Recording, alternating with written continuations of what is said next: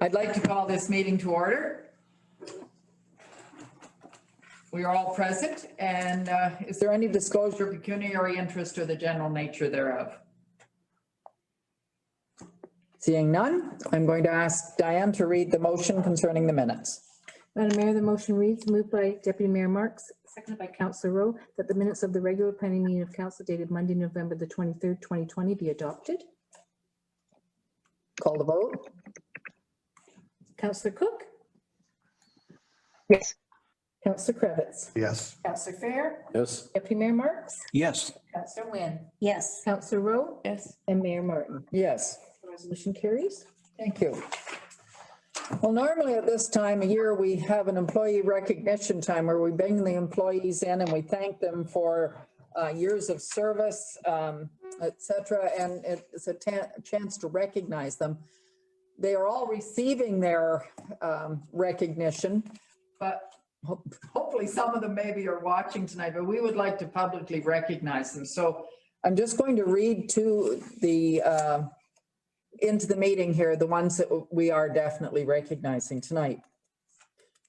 So for 10 years, we have Andrea Brown, who's a manager in financial services, and Peter Dillard, who's a roads operator. So those two for 10.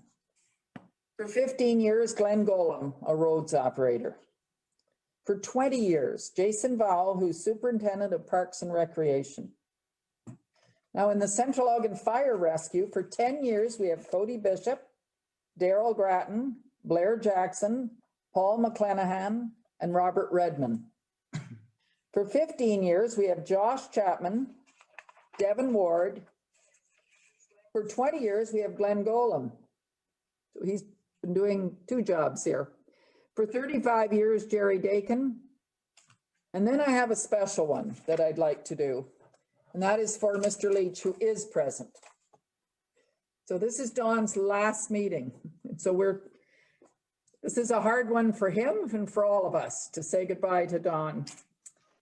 So at this time, on behalf of council, I'd like to take this opportunity to recognize Don Leach on his retirement after 32 years of public service to both the Village of Port Stanley and the municipality of Central Elgin.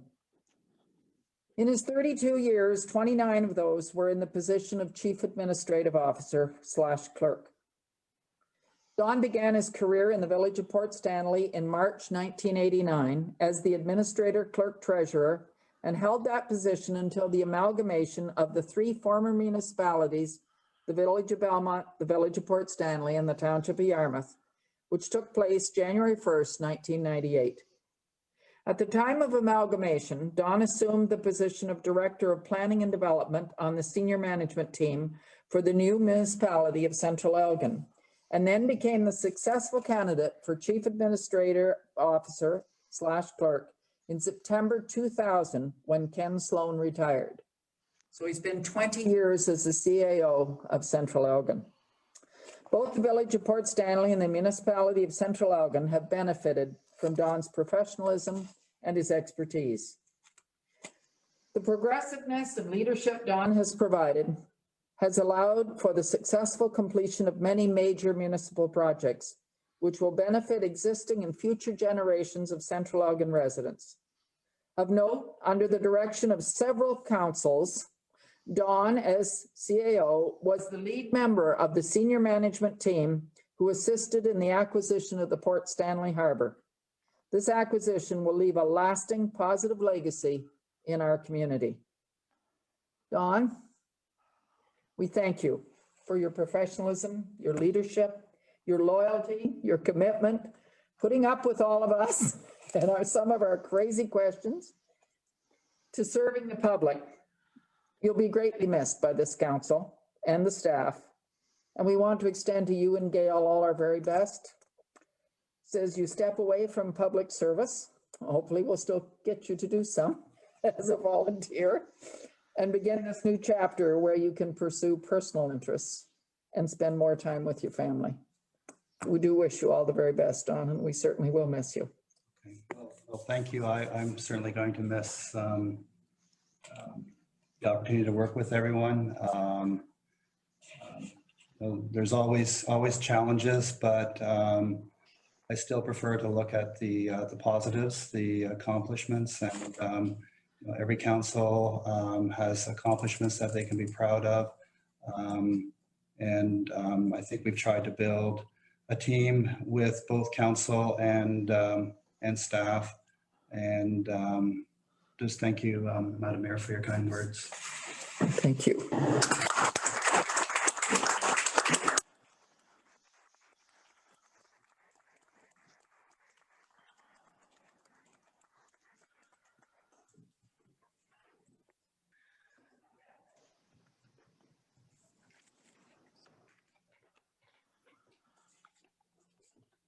Moving on, right?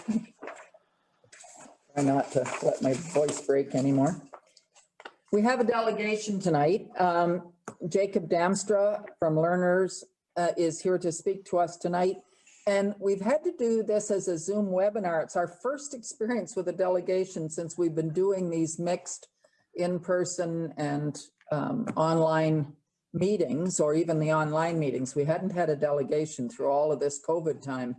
So this is our first experience with it. And so Mr. Damstra is going to be, Mr. Perrin is going to put him on and allow, he is now, as you can see, the problem is we can't see his face. That's the only way we can do it with this, because we're doing it as a Zoom webinar in order to allow him to participate in the meeting. And it's because we also have closed session during the meeting and we can't leave that open to the public.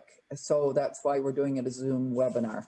So Mr. Damstra, welcome. This is a new experience for all of us, and we're going to give you a chance to speak on Fernie Street. We are dealing with it in closed session later, but we're giving you a chance now to speak on it. Thank you, Your Worship. I wouldn't have spent all the time setting up my home office so it was kid-free and appropriate background if I'd known I wasn't going to be on camera, but that makes sense. And good evening, and thank you, Your Worship, and members of council and staff. And I'll echo the congratulations for Mr. Leach. That's a great accomplishment. I won't reintroduce myself other than to say that I am legal counsel for Laurie and Dana Terrace, and that the Terraces have asked me to speak this evening about the Fernie Street land disposition matter that will be discussed in closed session, as Your Worship mentioned, and thanking you for permitting this delegation. I recognize that I have 10 minutes allotted, and I'll do my best to hold close to that, but will happily answer any questions at the end of my time. In my remarks, I'll provide a brief background to the Fernie Street matter, which I'm sure council is aware of, although some councillors are newer than others, and then provide a more thorough report on the great efforts that the Terraces have undertaken and the roadblocks that they've faced in the past year to try and broker a reasonable solution to satisfy the desires of all three of the interested neighbors. And ultimately, the Terraces are here asking council to confirm that enough is enough on this matter, not to permit further delay, and to make a decision regarding the disposition of the Fernie Street property. I also note the late addition to the agenda, which I'm sure that you'll discuss later, of an email from the Patterson household, which I'm going to try to address time permitting. So as council may know, the issues relating to this piece of property are almost 7 years old. And at a very high level, in 2014, Central Elgin was considering how to dispose of this unopened road allowance called Fernie Street, or a part of Fernie Street. And in 2014 and 15, there were different dispositions that were considered, voted on, and ultimately none brought to conclusion. Things stagnated, as I understand it, until about June 2019, when it was brought back before council, as I understand it, by a letter request from the Trevina household. And council at that point requested a report from staff, which was supplied in July of 2018, recommending to split Fernie Street 50-50 between the Terraces and the Trevinas. Council adopted that recommendation and voted to dispose of the property on that split. But when the matter came back in September 2019, that resolution ultimately was not carried. as the Patterson household had now expressed an interest. And you'll remember that this led to a proposed disposition contemplating a 5-foot strip to the Pattersons on the western edge. I'm going to use rough numbers, 25 feet to the terraces in the center and 20 feet to the Trevinas on the east. And had I been on video, I would have shown you that, but you've all seen it, I'm sure. I understand that the Trevinas were not content with this because they had been given assurances that they would get 25 feet or 50% of that disposition. By whom and in what context those assurances were given, I'm not sure, but this has come up repeatedly since I've been involved, which is why I mention it. And in any event, this comes back to council in November of 2019. And at that point, there's a suggestion of going back to a 50-50 split between the Trevinas and the terraces, with the Patterson property obtaining the benefit of some sort of right of way or easement. And at that meeting, you'll recall Mr. Leach correctly noted that this is something which probably required legal advice. And that's where Mr. John Hogan comes in, who I'm sure you all know.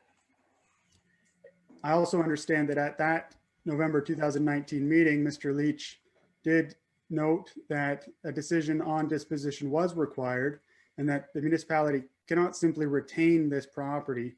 And I don't have full information on that, though I've asked for it, but that's the understanding that I'm operating under.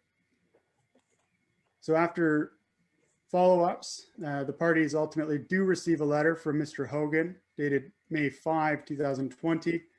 And I'm sure that you've all seen that, but it's important because this is what sets the stage for what comes next and what eventually brings us to today. I hesitate to quote at length from it because of the limited time, but in effect, Mr. Hogan lays out what the municipality understands the interests of the owners are, which are, and I will quote this, the Pattersons wish to obtain a permanent pedestrian walkway easement over the lands to access their adjoining lands. The terraces wish to obtain a transfer of an ownership over the lands to access their adjoining lands. And the Trevina/Harvey Trevinas wish to obtain a transfer of a sufficient portion of the lands to deal with the encroachment of their existing asphalt driveway and concrete pad located on the lands. End quote. And Mr. Hogan also encourages the landowners to come up with a proposal for the municipality to consider and to take into account the cost sharing that would be involved.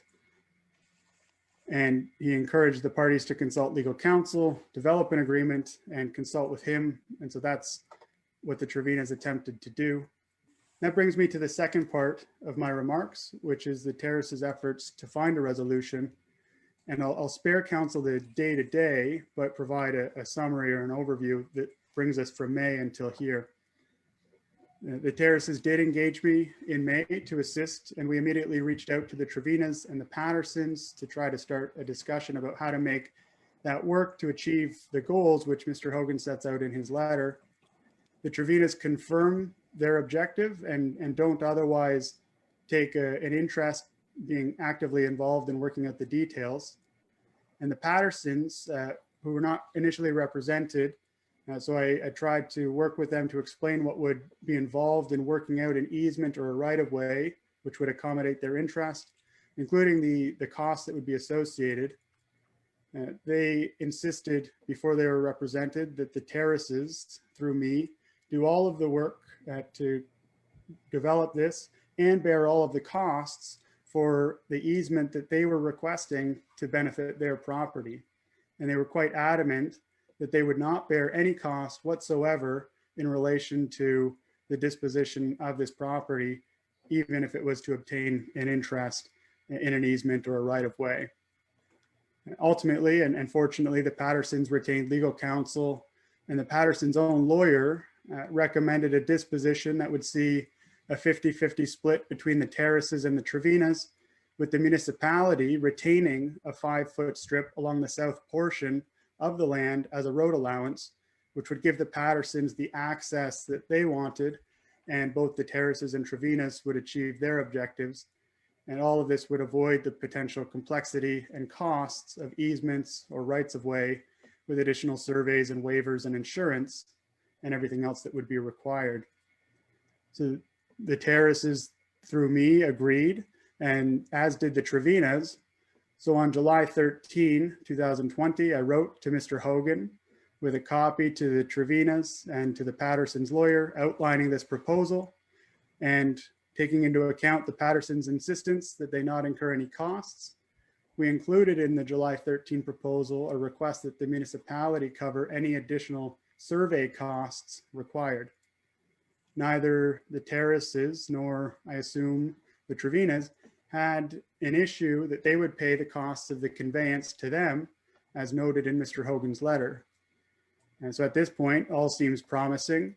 And then for reasons which are still unknown to me, the day that council was to consider the July 13 proposal, the Pattersons circumvented their own lawyer, Mr. Hogan, the municipality's lawyer, and me, and wrote directly to Mayor Martyn and to Councillor Rowe, suggesting that they did not agree with the proposal and that they didn't know there was another option, and they didn't agree with the proposal, which was their own lawyer's idea. Despite multiple requests, we were not provided a copy of that email and only obtained access to it through a Freedom of Information request, and I'm not sure why that was. And we've also never been given an explanation as to why the Pattersons reneged on the proposed agreement, which their lawyer proposed and which appeared to achieve all of the objectives of the three parties. In any event, council did not accept the proposal, as you know, and the ball was placed back into the party's court. So the terraces again have borne the burden of trying to bring this matter to a conclusion. Through the fall, we continue to try and work through proper, transparent channels, communicating with Mr. Hogan and the Pattersons' lawyer. We tried to ask for an explanation of the Pattersons' concerns so we could work to accommodate them and craft a solution, but no such explanation was provided. We've asked Mr. Hogan for updates for certain documents and information, and again, no such documents or information were provided. And ultimately, we asked that the municipality make a decision with respect to this disposition, or to sell the property in the ordinary course under the bylaw. And that's what gets us to here. We did learn through Freedom of Information requests that the Pattersons were communicating directly with Mayor Martyn and her worship back to the Pattersons. And we also learned that the Trevinas were communicating directly with councillors on this issue.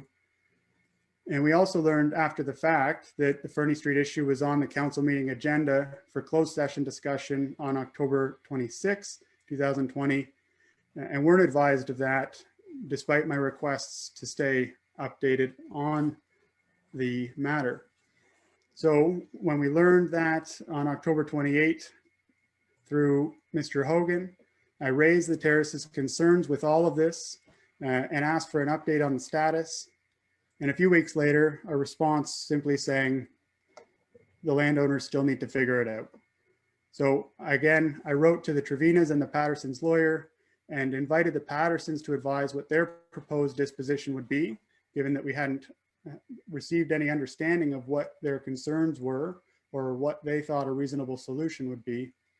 And I noted that if they didn't provide an alternative, I would assume that we proceed with the July 13 proposal, which Mr. Hogan repeated in a letter on September 23 to the Pattersons' lawyer. Their eventual response through their lawyer was that they were content to leave it in its natural state, leave Fernie Street as it is. And that leads us here. So the final part of my remarks is the request. And after 6.5 years, 3 or 4 proposed dispositions, decisions made and revoked, all of the time invested and all of the terrace's efforts and costs this year to accommodate the Pattersons' stated desire of access and their insistence of not bearing any costs, quote, leaving it in its natural state, unquote, is not an acceptable disposition of this property. And based on Mr. Leach's advice, which I understand at least to council last November, and Mr. Hogan has not corrected me on this, it is not an option. So to do nothing gives the Pattersons what they want, It allows the Trevinas to maintain their encroachment onto the Fernie Street property without cost or repercussion, and it shuts the terraces out entirely. And it would be highly prejudicial to the one party who has worked diligently to broker a deal that meets their neighbors' needs and to communicate in an open and transparent way in order to keep this ball rolling. So I asked Mr. Hogan to bring this matter back before council, which he has done, and I'm grateful for that. And if council does not make a decision regarding the disposition of Fernie Street property, I have advised the terraces of what legal options they have to seek a court order compelling a decision. And after 7 years, I'm not sure what other option the terraces have. It would be most unfortunate, of course, and wasteful if the terraces were forced to proceed in this way. So I implore council to consider the history, the stated interests of the three interested parties, and consider the efforts that the terraces have invested to achieve a resolution that satisfies those interests and accommodates their neighbors. And also consider the prejudice which would fall exclusively on the terraces while the others get what they want if council does nothing. And I ask you to make a decision. Specifically, we've never been provided an explanation as to why the July 13 or Mr. Hogan's September 23 proposal is unacceptable. As far as I understand, the Trevinas have no objection. And as far as the Patterson's stated interests are concerned, pedestrian access to their property, not bearing any costs, those proposals achieve everyone's interests. This brings me to a very final brief point, which is the Patterson's December 10, 2020 email to Mr. Hogan, which was included on the agenda for this evening. And in that email, the Pattersons advise that there's no mutual agreement, which I think is obvious, and suggests, quote, "We have felt pressured throughout and have planning concerns with respect to the future use of the property," unquote. So let me first just refute in no uncertain terms any implication that I or the terraces have pressured the Pattersons in any way. We've tried to accommodate them. We've worked with their lawyer. We've been above board at every step of the way, and we're working to try to come to a resolution between these landowners that satisfies their interests.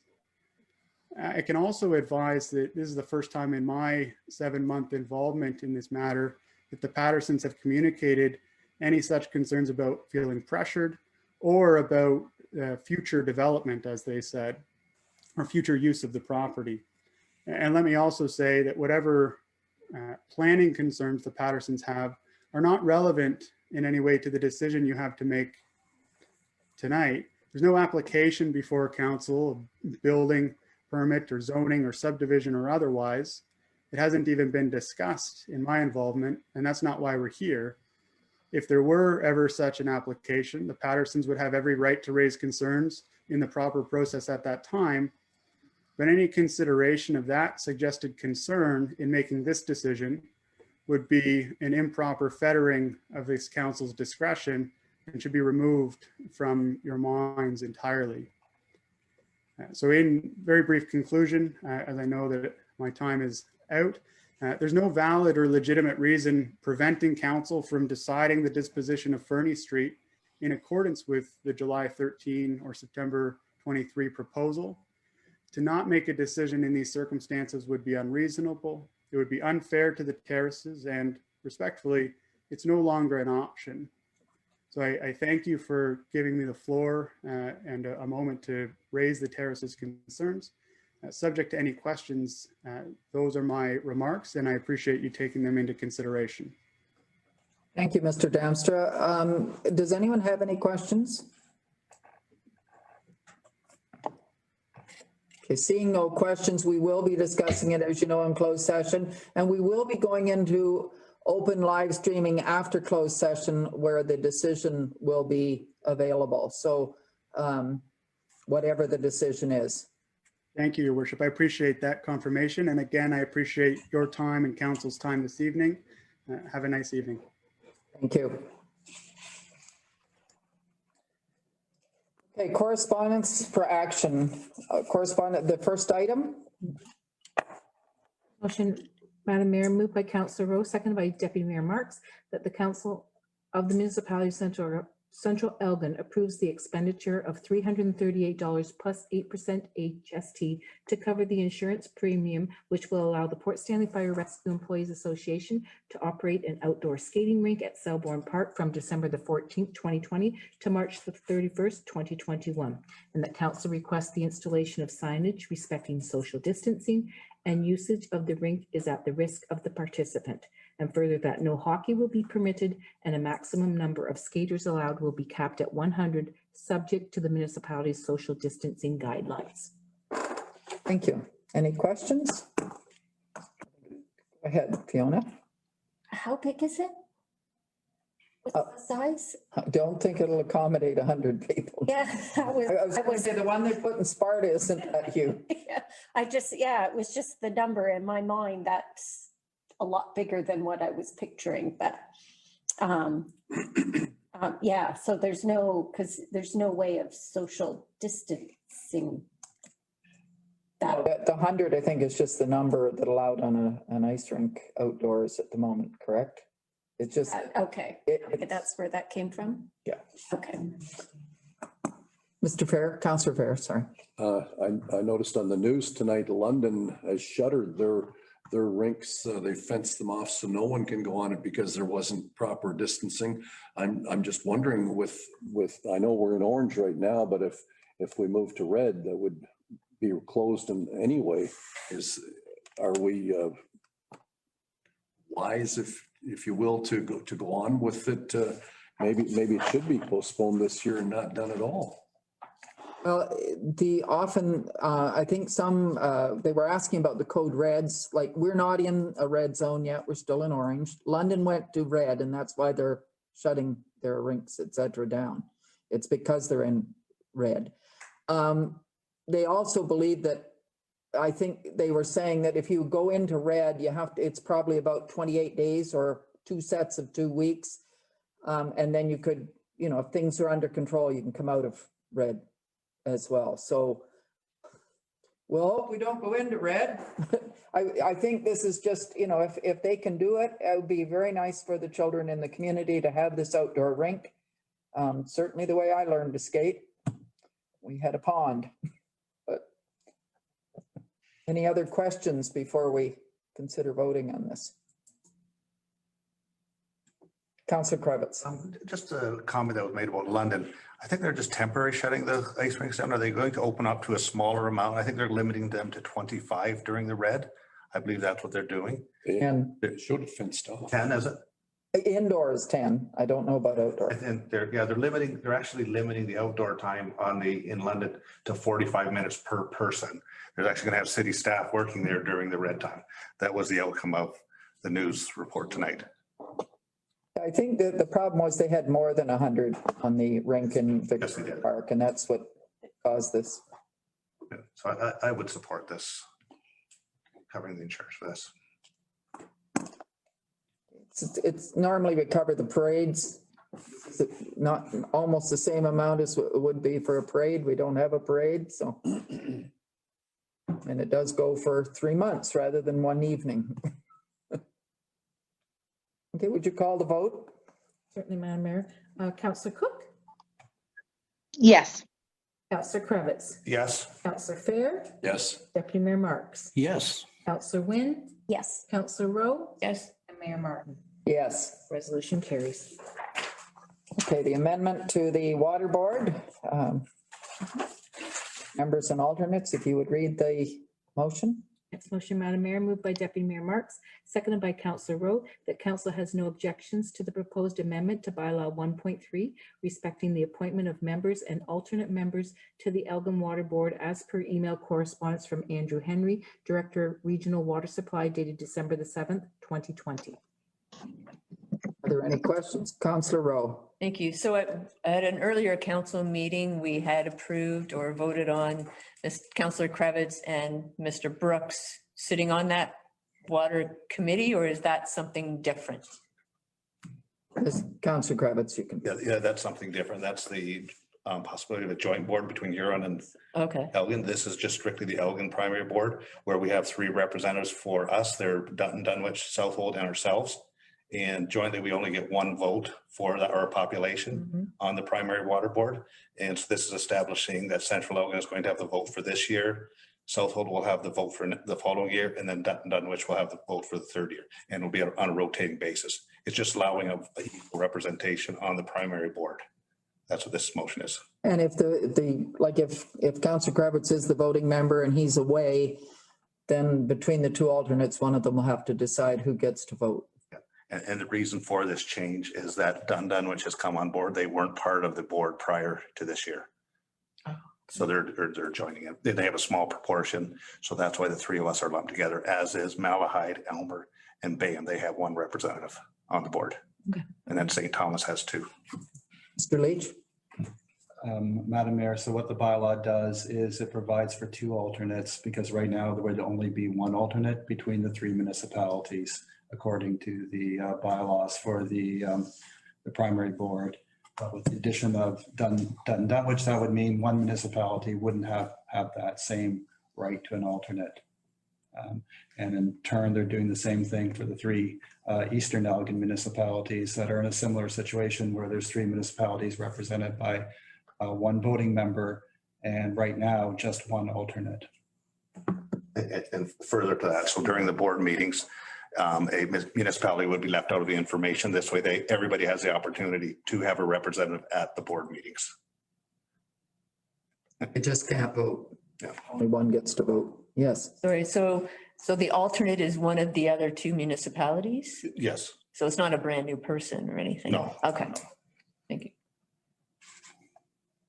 And Dutton, Dunwich have been struggling to get a representative that's able to attend the meetings.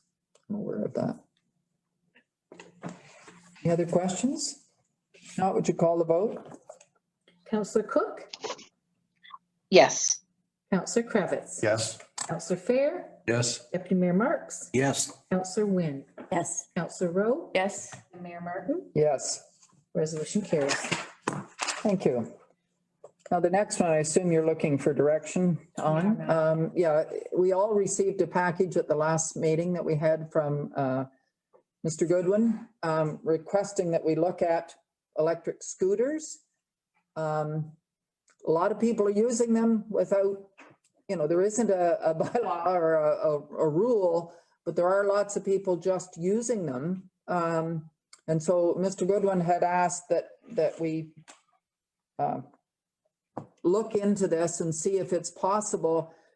He would like to be able to use it, going to the berm and down Main Street and such and around. And I gather they can travel quite quickly. Even But- they existed. No, I'm aware of the push scooters, but I hadn't been aware of these until we got this material. So obviously, if we were even going to consider this, it would be strictly on Central Elgin property, not county property, because that's entirely up to the county. Should we ask staff to bring us a report back on what the implications would be if we did this? Or you want to just turn it down? I know Mr. Goodwin's very keen to do it. Yes, Councillor Wynne. Well, I would like to see if it's something that we could bring in. I think with our 2 built-up areas, like I said, I had no idea scooters came with a motor. I would have had one by now. So, and especially I like the idea of the, 1,000 watt to get up the hills in Port Stanley. So, we're always looking for ways to reduce. This is a way. And within our built up areas, if it's easier for people to get around, I guess the only thing that I would wonder about is the popularity of it. And so for sidewalks congestion with parking them somewhere, but I think it's a great idea. So I'd like to see if we could bring it in. Okay, Deputy Mayor Marks. I'm certainly not against them, but simple fact that some of our roads down there are county and some aren't. where's the enforcement? I think we need to send this back to staff and huddle with the county and take some direction from them. Like, again, I'm not against it, but I don't want to pass another bylaw that we can't enforce. Imagine, you're on one side of the road and you're legal, and the next side you're not, and you go over to the county. Let's do a little more study on this, I think. And the other thing now, this is a question that I might have, Mr. Leach might be able to answer, but I know for off-road vehicles, they can cross a county road. They just can't go along the side of it. Would an electric scooter fit into that category, Mr. Leach, or not? Go ahead. I'm not sure that I can answer that question. It's not, in the preliminary information I've looked at from the Ministry of Transportation, I didn't see a reference to that particular situation. But if you do request a staff report back, then that could be something that's also looked at. Can they cross it like a county road or not? And you could consult with the county on Yes. that, or not you, probably, someone else. Not me, but, because this is considered by the Ministry of Transportation a pilot program to see how it works out in time. So it's not the same as the other changes they've made to the off-road vehicle legislation and regulations. So, and even within the pilot, they've prescribed various things about, it's a 5-year pilot, the maximum speed, 24 kilometers an hour, have to be 16 years of age minimum, requirement for lights on the scooter, and reflective helmets, a bicycle helmet up to 16 to 18. So there's a whole series of various conditions that are enforced under the Highway Traffic Act, which would be a police enforcement. So if council was to request a report, then all those things could be looked at, as well as in consultation with the county solicitor, our insurance company, and I would suggest the OPP as well. Councillor Kravitz? I think I'd actually be opposed to these e-scooters in Port Stanley, especially because of the hills. There was a tragedy that did happen on the hills in Port Stanley on a skateboard. I don't know how safe these things would be going down a steep hill such as Joseph Street Hill. The foot traffic in the middle of summer in Port Stanley, there's no bicycle lane there. I don't know where they propose on going. I think it's something that there'd be a lot of problems caused by these e-bikes within Port Stanley if they're allowed. I don't know what our current rule is for e-bikes within Port Stanley. Do we have it? Does anybody know the answer to that? If we have an e-bike bylaw now? Mr. Leach, is there anything? No, there's nothing. So I don't even know, are e-bikes legal within the highways in Central Elgin? I don't know the question of that either. When there's the reason for the ATVs that we're not doing them on the roads, or it's being proposed in a bylaw later today, is a speed differential. If a car is coming behind one of the e-bikes or a scooter, be it one of these scooters, there's a different rate of speed. And I think the police would be opposed to these being on the road as well. So that would be my opinion on this. The other thing, you did quote Joseph Street Hill, and that is a county road, so it's not, they couldn't go on that. But the George Street Hill where the accident occurred is one of ours. Yes. Well, I would just, and I don't know how it affects the report that comes back to us, but with what Councillor Kravitz said, then how do bikes fit into that? Because bikes go in the exact same places that these would. So then maybe we should be looking at everything. Well, and bikes are a legal vehicle. They have the right to use the road. Does it? Well, but this would be, I could see like wherever a bike goes, an e-scooter would go or an e-bike would go. So for us to say one is okay, but the others. The only thing is a bicycle is declared by the road, the government, that it is a vehicle. Mm-hmm. So it has the right to travel in vehicle, set lanes on the road. Scooters are not under the current definition, they're not under as a vehicle. Well, and I understand that, but they're also, this is a new thing. Yeah. Too. So until it's come out and it's now investigated. So, because that's the other thing is, when you're on an e-scooter, as was said, is there any opportunity for you to slow down with it being motorized? I would assume if you put a motor on it, there is some way for you to slow down. Otherwise, it's just a really stupid machine as far as I'm concerned. So, although my boys would have jumped on one very quickly. So, yeah, I just wonder with them how it, it's a new thing. I think it's really worth investigating. If it works out and it fits in with us, I think this is great. I would agree with you as far as I think it should be investigated. Councillor Fair. My concern was part of what you're talking about. I know bicycles are classed as a vehicle. These are not, and where it says where there are paved shoulders, they're supposed to go in the shoulder or in a bike lane. If there aren't paved shoulders, they'd be on the road. And I think it's just another not vehicle class item on the road. I think it's dangerous. I know I get irritated by the e-bikes even in St. Thomas that are all over. We have too many people that don't follow the rules properly, but I think until it's ruled that it is actually a vehicle by the Ontario government, I don't really see my way clear to supporting it, but I have no qualms about having it and being investigated. All right, and the other thing is, I mean, people use skateboards, they use roller skates, or roller blades. They use lots of things just because they do it. It's not necessarily legal, but they do use them. And so I think it probably would be wise for us to check it out to see what ramifications there are. And I certainly agree that we probably should ask the OPP as well to determine. Anyone else have any questions? Now, Diane's looking for a motion. Councillor, do you have a motion in support of staff bringing a report? So Councillor Rowe, or when you're moving? Yes, I would move it, yes. Okay. Is there a seconder for that motion? Deputy Mayor Marks. Any further discussion? Councillor Kravitz. Then perhaps we should add everything to this bylaw or this discussion. Electric golf carts, e-bikes. Let's add everything to it. If we're gonna do this, do everything. Yeah, the electric golf carts we did discuss at one point because that was a request we had as well. Yeah, They're not a vehicle, so they can't go on roads, yes.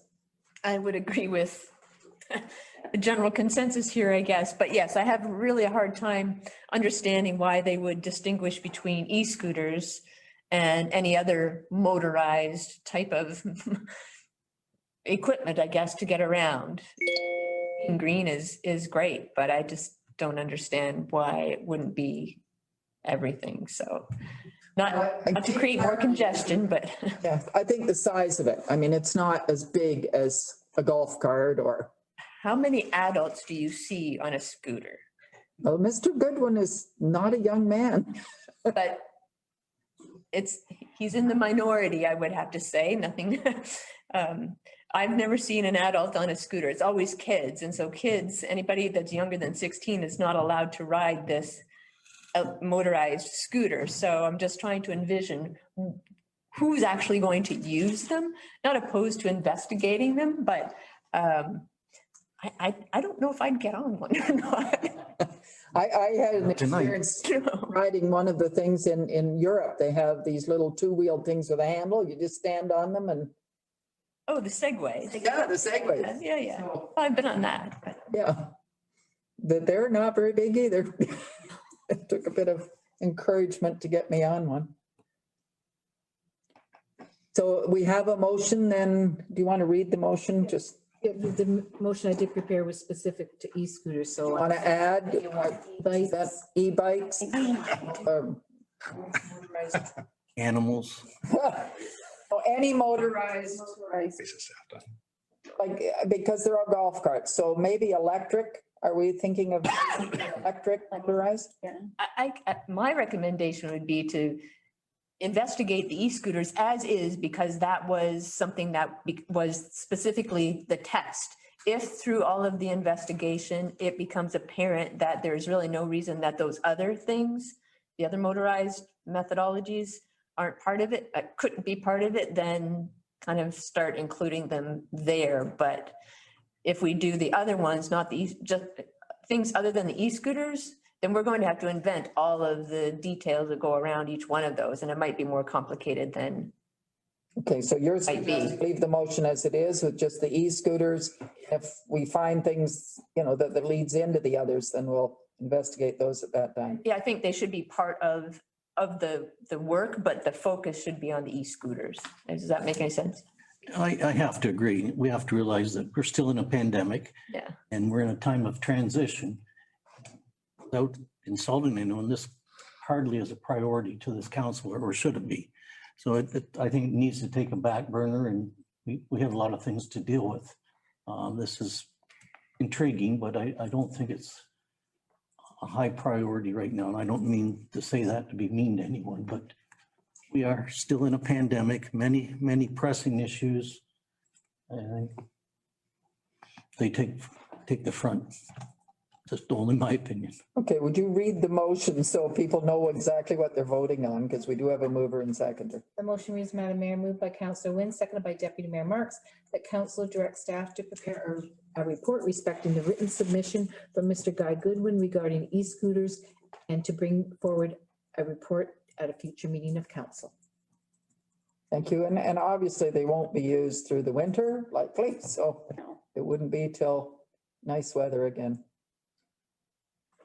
Would you call the vote? Councillor Cook, Yes. Councillor Cravitz, No. Councillor Fair, No. Deputy Mayor Marks, No. Councillor Wynn, Yes. Councillor Rowe, Yes. and Mayor Martin. Yes, It's a 4-3, Madam Mayor, the motion carries. thank you. Okay, correspondence for information. Is there any particular one that you wanted? I would like to mention the special award that the firefighters had. They were chosen as the favorite frontline worker on this was the MyFM, I believe, that did the survey and asked people, and our Central Elgin firefighters got top place for the favorite frontline worker. So it was a nice honor. Chief McDonough showed me the certificate that they were receiving, etc. So it's just in there for your information, but it was a MyFM survey that people could tune into. Is there any other one that anyone wants to bring out? Councillor Kravitz, Correspondence number 1, the tile drain loan program. right? To see that supported, increasing the amount to the 100, as in the document, increasing to 100,000, lowering the interest rate if possible for that. If I could a seconder for that. Done. So we'll take number 1 out. Is there anything else? Thank you. Then would you like to read the motion with number 1 excluded? By Councillor Rowe, seconded by Deputy Mayor Marks, that correspondence items number 1 through number 6, excluding item number 1, be received as information and filed. Would you call the vote?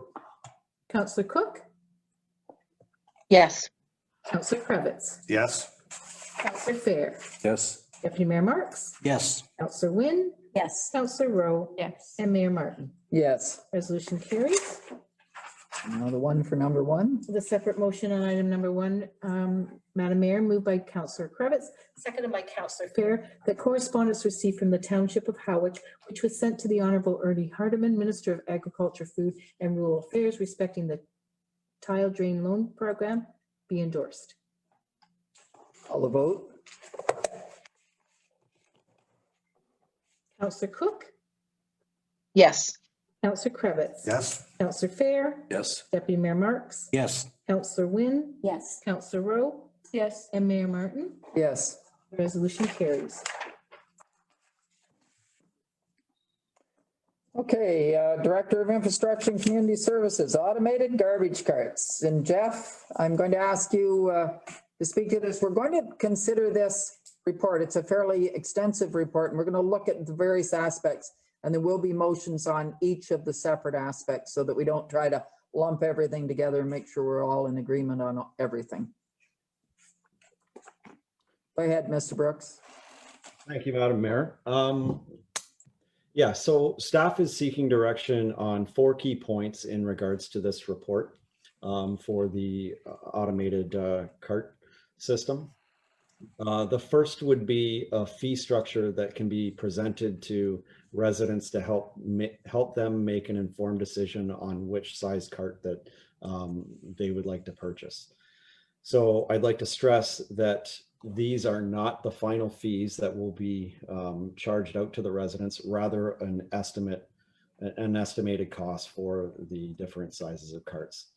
So the factors that can influence the final fees on the carts would be the numbers on the differing sizes of carts, as well as the actual cost of purchasing and delivering these carts. I don't expect the numbers to stray too far from what we're proposing here, but they will change based on the actual numbers and quantities that come in. I've presented 2 options for council to consider. The first is a similar fee structure to what was previously proposed. The second fee structure has the larger carts paying a higher percentage of the cost, which will help subsidize the cost for the smaller carts, and in turn will help promote waste reduction. There are a number of ways to kind of dice up how these costs come in, and Councillor Rowe and I went back and forth today discussing different options. I would say that option 2 may be the most preferable option for council to consider right now, understanding that those fees actually may change somewhat once the actual prices come in. So, Thank you, Mr. Brooks. We'll deal with. I assume we'll deal with this one first and then go on to the next. Does that make sense? Let's do that. I certainly like option 2 because I want to encourage in any way we can less garbage produced. And I think that's one option, is charging less for those who produce less garbage and more for those who produce more. Councillor Rowe. I'm sorry, Councillor Wynne. I agree wholeheartedly.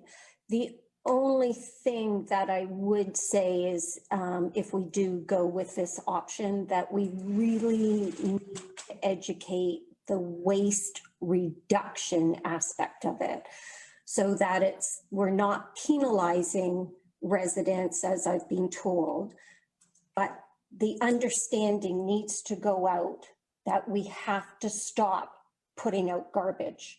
We really need to pull it back and reduce it. And that's what part of this whole system is. And why some of us, I guess, I can't speak for all of us, are really looking forward to this opportunity to reduce our waste collection. So wholeheartedly, I just think the education really needs to be focused on. Thank you. Other comments on the options? Deputy Mayor Marks. Certainly recycling, reducing garbage, that should be a goal of everyone. However, what I've been starting to get a lot of calls and getting a lot of advice on this garbage. The one thing we need to ensure is flexibility. If we, for whatever reason, I sleep in or get called away and I miss my garbage, I have the option under the present rules, I can double up next week. Or I have, before COVID, I could have a party and, you know, at Christmas time or whatever, you had the option, you could put out 4 bags and then reduce down the next week, things like that. If we go to this, we gotta be careful that people still have an option and some flexibility, or it's gonna start ending up along the ditches out in the country. And I don't like that. The education part, you know, the fact that you got a bin and it's half full, that will encourage that. But you need some space in there for those. Otherwise, how are we gonna, if someone does miss their pickup, what are we gonna do with it? That's my concern. That's what I'm hearing. I'm hearing a lot from the country. They don't like it, but besides that, we'll adapt with that. But we still need some flexibility for the days people are away or have more excess garbage. That's the next item that Mr. Brooks has on the list, Deputy Mayor Marks, is about, you know, what options that are available for excess waste. And you make a good point. People could be away on garbage day or whatever and not, have their cart too full. And so I think we do have to consider, how do we deal with the excess and rather than just not doing it. But at the moment, we're just looking at the fee structure, whether we want the option, because this isn't going to affect them as far as they can have as large a cart as they want. They just have to pay according to the cart they use. Councillor Kravitz and then Deputy Mayor Marks. Just a question, Mr. Brooks. The 360 liter carts that you have in the chart, those are quite large bins. I'm just wondering, you're proposing 200 people, estimating right now, that 200 people will need those 360 liter carts. What would be the example of that? Is that businesses? That seems like an awfully large bin. I don't know if you have any comment on where. Madam Mayor, those numbers are really just an estimate. Yeah. They're based on businesses may wish to have a larger cart. Maybe some larger families want to have a larger cart. Again, that's why I say these fees are not set in stone right now. It really depends, and they will fluctuate based on the numbers we get for the different size carts. So you may end up with 100 360 liter carts, 400 240 liter carts, and that will affect the fee structure somewhat, but it shouldn't affect it drastically. Deputy Mayor Marks, I'm sorry. Go ahead, Mr. Brooks. But at this point, without any feedback from residents, it's difficult to say what the actual numbers are going to be. It's really just a guess at this point. Yeah, and just to follow up to that, it's just the 200. I didn't know where that 200, if that was based on business for these different rates, because with the rates not etched in stone, I like the idea of, rewarding people for creating less garbage. Definitely, that's what the goal should be. But just wondering how realistic it's going to be, because it's quite a large fee for those 360 liter carts. I don't know the answer to that either at this point. Go ahead. That's like 4.5 bags of garbage every week. Mm-hmm. That's pretty large, because the 80 liter is 1 bag of garbage approximately. Is that not correct, Mr. Brooks? The 80 liter cart is 1 black garbage bag. The 120 liter is 1.5 large bags. The 240, I believe, is 3, and the 360 is 5. Yes. So if you're going to put out 5 bags of garbage every week, you're going to be paying for it, I guess. No. Deputy Mayor Marks. So just for the public who probably haven't read this report thoroughly, if you get the difference between an 80 liter and 120 liter is only $10. Now, is that a year to own that cart, or please? It's a year, yeah. So I caution us to, certainly we're striving to reduce the garbage, but then we're removing the flexibility. I would think for myself, I'd want that, probably have a bag a week, a good average, but I've got that little bit extra for $10 a year. Why wouldn't, if you've got some empty space in there, you got flexibility. That's my point. Councillor Rowe. Thank you. I would just say that, yes, there probably should be a way to we should find a way to incent households to reduce their waste for the purpose of this sort of decision point number 1. I think option 2 in Mr. Brooks's report gets us close, but it is not by any means the final numbers, as he alluded to. He and I had a conversation this afternoon, and there are sort of break-even points within each cart size and each volume amount. And so it really, really depends on the cart size mix that the households really choose. So I would recommend sort of not focusing right now so much on the actual cost or the components of those costs, but it's just asking the households to say, what can you do, or how can you help us reduce waste, but still be reasonable to meet their needs? And so be flexible for the households of 2 people versus the households of 4 or 6 children in the home. So the decision point should be sort of that direction as opposed to the numbers. We already know that the 360 is going to be more expensive in general than the other one anyway, just due to its size. Councillor Kravitz. Do we just go with option 2 then? At this point, that just seems simple. Yeah. I would support option 2. Yeah, that's what this first motion is, strictly on the option. So we don't have any, so we need someone to move that we go with option 2. I'm sorry, Deputy Mayor Marks, were you moving or you wanted to speak? No? I'm done. Okay. Councillor Kravitz, I'll move. you'll move, and Councillor Wynn is seconding them. Would you call the vote then on this one? I'll read the motion first, Madam Mayor. Certainly. The motion reads, moved by Councillor Kravitz, seconded by Councillor Wynn, that council endorse pricing structure option 2, implementation of the automated garbage cart program for waste collection as per report ICS 3420, automated garbage carts December update. Call the vote. Councillor Cook, Yes.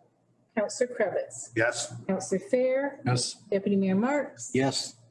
Councillor Wynn, Yes. Councillor Rowe, Yes. and Mayor Martin. Yes. Resolution carries. Okay, Mr. Brooks, would you like to explain the options for excess waste? Okay, so as was alluded to earlier, sometimes there may be the need for residents, or they may generate excess waste depending on which size of cart they have. There may be weeks where they have more garbage than what they could fit into their cart.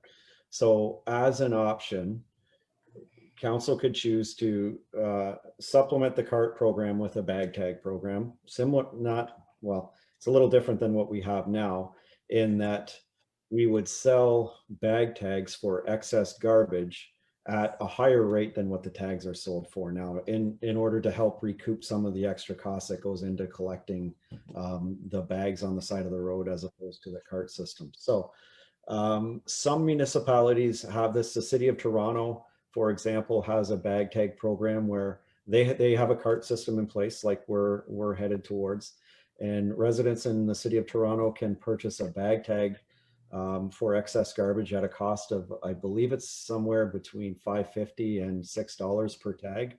They could tag a bag of garbage and place it beside the cart, and it will be picked up curbside. Other municipalities, I believe in the Blue Water region, they don't have a bag tag program. It's what you can fit in your cart. And if you have excess waste, it would be up to the homeowner to deliver that excess waste to a drop-off depot.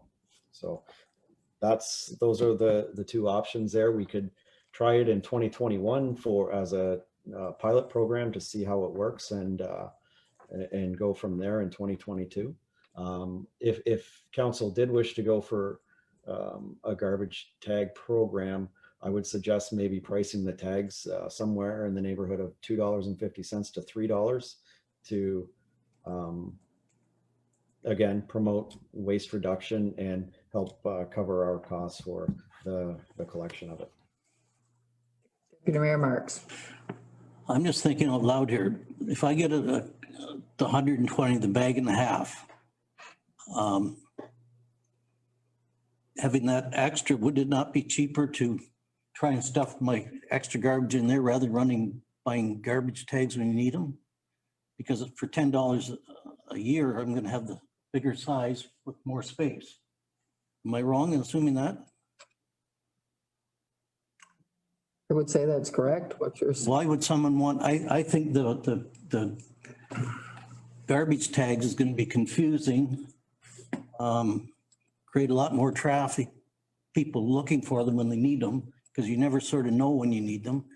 I like it simple that, and I would urge people for the smaller size and the size 120 you're recommending, or I hope you're recommending, that gives us a little bit of flexibility. That's what I would want. That's what, yeah, people are going to have to. And if it's half full, I'm still happy. But I have that little bit of flexibility. It's only going to cost me $10 a year. Don't have that. So I'd encourage most ratepayers to pick that size. Well, I think most ratepayers have to determine what they think is going to be their waste. I mean, I don't use a bag of garbage in 8 weeks, so the 80 liter is certainly all I want. Councillor Wynne.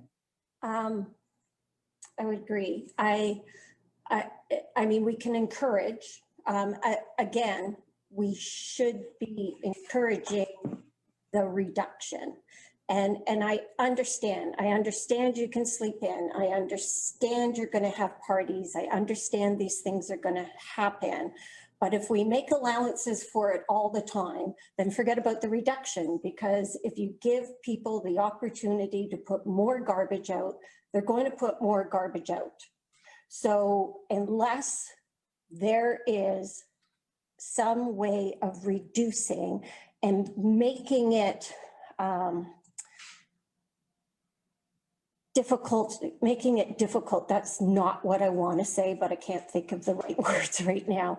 But you have to make it tougher in that decision. Do I put it in the garbage or do I do something else? Do I buy that because it's all going to go in the garbage, or do I look to buy something else? We keep hearing how we have to start looking after this, and I mean, the environment is number one, but it's the cost to the taxpayer for us to pick up garbage as well. So if you want us to start reducing costs, this is one way of doing it, which reduce costs and helps the environment at the same time, which is something that we're always trying to do. So I would agree with the bag tag system, so that if something extraordinary happens and you end up with more garbage, then there is bag tags to allow for that. Again, I still think instead of encouraging people to get a bigger can to put out more garbage, to still go to what your normal means would be. And if something extraordinary comes up, I used to take my excess garbage to somebody else on another day if I had that opportunity. I mean, there's always something else to do as well. So, and I would encourage that. Okay, the other thought would be, with that would be, we could charge more for the extra bag tags as well, which might be an incentive, but. Yeah. Anyway, that's not the point at the moment. Thoughts? So do you like the idea of having, people choose the cart they want? And if they have an unusual week or two, then they can buy bag tags and put that garbage out? Or do you prefer the no bag tag, no excess garbage, take it to the depot in St. Thomas? Councillor Kravitz. Just in regards to the bag tags, Mr. Brooks, the trucks have the capability of picking up bags in a worst case scenario. We don't have to have extra staff. And are they able to pick the bags up and put them into the truck? Or would that be done by hands at this point? Just that's first part of the question. Right now, the way I would see the bag tag program working is the operator of the automated truck would have to hop out of the truck and throw the bag into the back of the truck or into the side of the truck. So it would slow the stop down somewhat. That's how we envision it going right now. But we have very little experience with it, and we would grow with the program as we go. So Okay. I don't believe we would need any additional staff. Thank you, Ian. In saying that, the reason I asked that question is now we're asking the workforce, we got a chance of workman's compensation issues, people getting hurt, getting in and out of the truck. That's one of the reasons we're going to this program. So I would like to have people that have the opportunity to have the garbage tags, but I don't think we should do them at a $2 rate or $3 rate. If we're going to do it, allow people to have garbage tags, get them online perhaps, but have a $5 charge for the bag. That's going to make people conserve.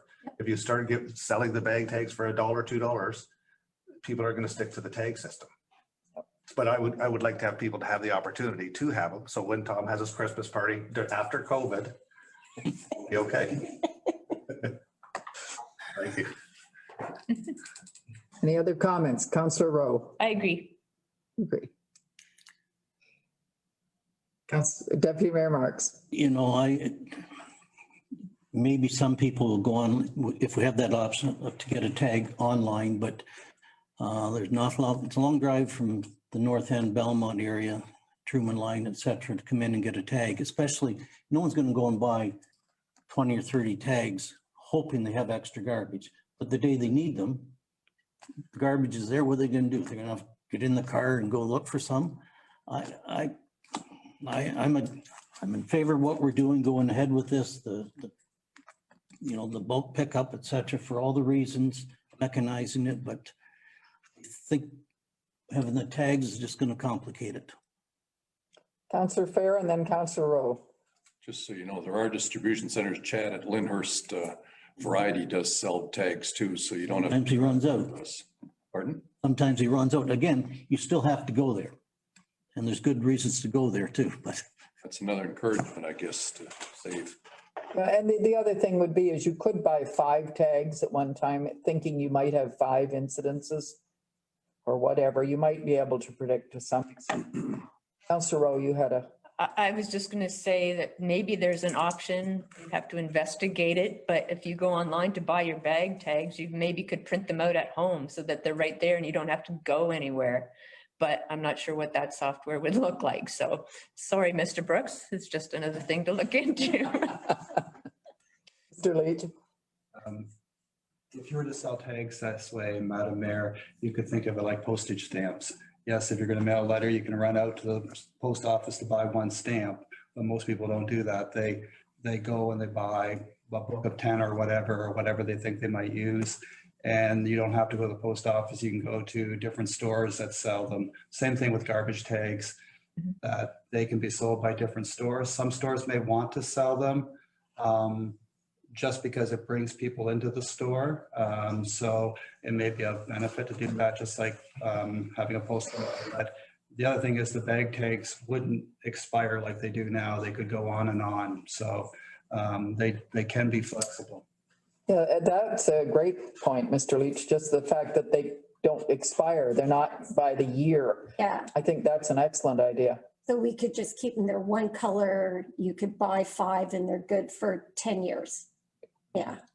Yeah. Excellent idea. Deputy Mayor Marks. If a ratepayer desired to have 2 containers, is that allowed? That's the next. Yeah, I thought that was next. I'll be bringing that forward to council for some discussion here in the new year. We're, as staff, we've been looking at doing a new bylaw in regards to waste collection. And that's one of the things that we're going to look at. And sorry, I did put in this report that it is recommended that each property only be allowed to have 1 cart. And that helps reduce the number of carts that we have out at curbside. Would it affect, Mr. Brooks, say a farm that has a house and a farm? Would they still just have 1 cart, a larger cart? That's what I'm recommending to council is Okay. Each property be treated the same and all properties have a maximum of one cart. Thank you. Deputy Mayor Marks. Well, I can hear the phone start ringing from the farmers. Just one question I would have, and maybe Mr. Leach can answer it or Mr. Brooks. We offer farm bag tags at the moment in addition to their residential tags.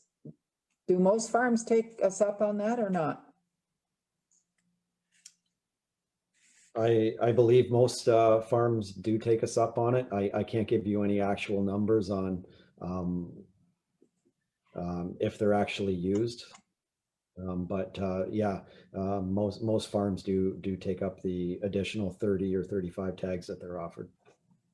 The other thing would be, could they not, if they have multiple locations, like their farms are in most farms now are not all just one location, they're multiple areas. Could they have a cart for a separate location? I'd have to look into that more, but I don't see why not if they're 2 separate properties. they'd be treated the same as they would be with the bag tag program. Thank you. Mr. Leach?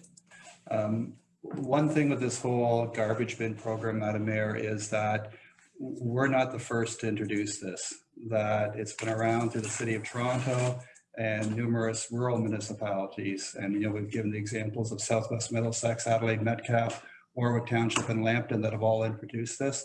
So we have the opportunity in implementing this program, to learn from, any mistakes or successes they've had and not repeat those things. So certainly when you go through those areas and you see their garbage bins out, their carts, you'll see the farms with, the one larger cart as the typical thing, but you don't see multiples. And they've also come up with ways to address, many farm properties that are now vacant in the sense that no one's living on them. And those, they have options about whether a property gets a cart and pays for the cart, or whether they're exempt from the user fee because they not generating garbage from that farm. So in implementing the details, there's lots of good examples of other municipalities and what they've done and what that worked, and also with the public education around this new program. That's a good point, because I know we have 2 farm locations and we certainly never put any garbage at the one at all.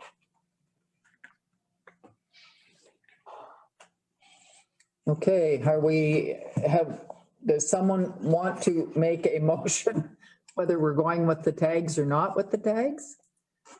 I would move that we would add the addition of purchasing bag tags, but at an increased cost to what they are right now. So the $5 or whatever staff comes back with.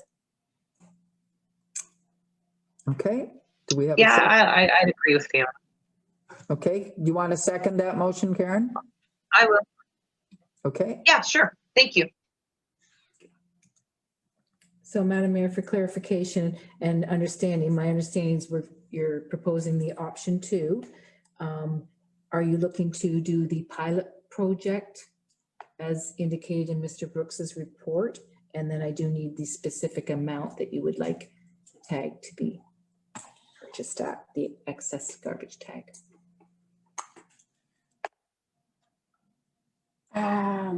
So we do it for a year to see. Yeah, so we do it as a pilot for 1 year. And I'd suggest $5 per tag. Aaron, does that meet with your approval? You're the seconder of this motion. So she's saying we do it as a pilot for 1 year and that the excess garbage tags will be $5 each. Yes, I like that. Thank you. Deputy Mayor Marks? I'm trying to think through this. Right now, under our present state, farmers have the ability to put more garbage out. If we move forward, they're going to be paying more. So is that not an added tax to them? I certainly get the idea of trying to limit garbage and $5 a tag for the normal person. Farmers operating a business, some large livestock, what are they going to do with this stuff? Do they have, most of these farmers now, they'll have more than one location. They could certainly have 2. They have one dairy farm with Yeah. there's always an exception. And right now, because they're a farm, with an OFA registered farm number, they're eligible for more, and that's their taxes. They're paying for that right now. We're going to take that away. So I look at that. I think they'll look at that as an added cost for them. I'm fine with someone has a couple extra things and you pay for it. I can live with that. But the businesses, the farmers, or not even farmers, but just some of our business, like a small store or whatever, they have a lot of material. How many extra tags, Mr. Brooks, do we give to farm locations above and beyond what we give to households? I don't have that number in front of me, but it's in the neighborhood of around 30 additional tags. That's what I was thinking. It's not even a tag a week. So if they get the 5 garbage bag cart, Yeah. you should have loads of room. if they're only getting 30 extra tags a year. Well, I guess I don't pay attention when I'm going through the rural areas on pickup day, but like, what would an average number of bags be that a farm would put out? Like you said, that the largest bin, the 340, that's 5 garbage bags. So would it be, like, would farms have more than that in a week? Deputy Mayor Marks? Well, I'm thinking like the cash crop farmers, like, that's seasonal, but seed bags and containers, plastics, like some of these things are recyclable, some aren't. The one storing feed in bunker silos, and they got the heavy plastic, they have to cut it up and tie it up, etc. But that's not recyclable. That has to go. So, like, you know, and it's bulky. What do you do with this stuff? Some of the product they buy for disinfectors, soaps, etc. And they're the maybe 20-liter containers. And if they aren't recyclable, they still have to go somewhere. All the These are all plastic containers are supposed to be recyclable. Firm. other things like, you know, I can't come to mind all of them, but they're, The wrapping on bales of hay. yeah, like the strings on off the, there's garbage. But I would think the nice thing about that type of garbage, if it was a whole lot of, you know, like strings or whatever, they could put that out in, you know, 2 or 3 weeks in a row, because it's not like garbage that smells and is a problem. I mean, as long as they have a place to store it. Mr. Leach? I may suggest that this question of the farms and how much they're generating, maybe that's the question that staff go back and check with these rural municipalities like Southwest Middlesex, Strathroy, Caradoc, and say what kind of garbage is being generated by the average farms. So council is drawing on the experience of those rather than sort of trying to interpret or foresee what might happen. We can see what other places are experiencing. Councillor Wynn? Well, I would agree. And because if that's what they're dealing with, and it's these great big items that are going to take up too much room, then we should maybe be looking at a dumpster program for farms if there's no way of getting rid of that. But and maybe the problem is that we're trying to paint everybody with the same brush. But again, like I said, on days where I've gone through, I haven't paid that much attention, but I can't say that traveling down a rural road, I was seeing 5 or more bags of garbage at the end of one driveway. So I don't think we're talking many in that scenario either. So I do agree that it is something that should be looked at, because if there is different types of garbage that need to be dealt with, then maybe that's something we should be looking at as well. Well, I will say I drive Sparta Line almost every garbage day, and the only place I've ever seen large quantity of garbage bags is in front of the drag strip. None of the farms have had it. Yeah. They've at the very most I've ever seen 2, but I'm not certain what they're doing with other. That's the problem. Yeah. Councillor Fair. I think the farmers have been able to deal with it so far. We're still staying with the same system. If they want their 60 plus 30, then they go to an extra bin. It would accommodate exactly what they've been dealing with over the last number of years. And I think the point of this is to have a general system, and the exceptions to the rule would come out over the next year or so, and then we'd see if there are exceptions. But I don't think at this point the intent is to target the exception. I think we're trying to target the majority, and it has worked so far with bags, and we're just converting the container. Yes, and they just go with a larger container. Sorry, Councillor Kravitz. With the motion that's on the floor, would it be possible to add, I'm showing a suggestion out here, to add 2 tags provided to every resident during the distribution, so they're not running to the store to buy the extra tag? and clearly mark that they're $5. And as Mr. Leach indicated earlier, that more tags will be available at a cost of $5, and you can buy them in books of. But giving the 2 tags, that gives the people the opportunity to have the tags on hand if required. Some of us would never use them, but. Right, yes, no, that's fine. I know. Councillor Rowe. Thank you. It's not a bad idea, I guess, but I think at the last meeting when we discussed this, we were actually extending the current bag tag system in through July or August for the transition. So there was some of that overlap. So they will have some of those extra ones, at least through the end of 2021 to be able to use. And then when you say the program, this test for the bag tags is a year, do you really mean till next June 1st, or do you mean to the end of 2021? So as long as you get those points out there, then I think we're sort of covered. And I think it should be till next June, like the June. So it's a genuine year because of the bag tags. Like the carts, I think need, Mr. Brooks, would that not be better to have a full year with the carts as our pilot rather than just 2021? Yeah, when I'm speaking of the pilot project, I'm just talking about the bag tags. So it could be a 1-year pilot program, and a full year will give us lots of data and give us the information that we need to have in order to decide whether or not we want to continue on with that program. What I'm proposing as far as the bag tags go is the bag tags that were distributed this past week would become null and void at the time the cart system comes into play. So if residents have 20 extra bag tags left over from the allotment that they were given in 2021, those will no longer be valid. And this new bag tag program that we're looking at implementing would be implemented at that time, and residents would be able to purchase those for $5 a piece.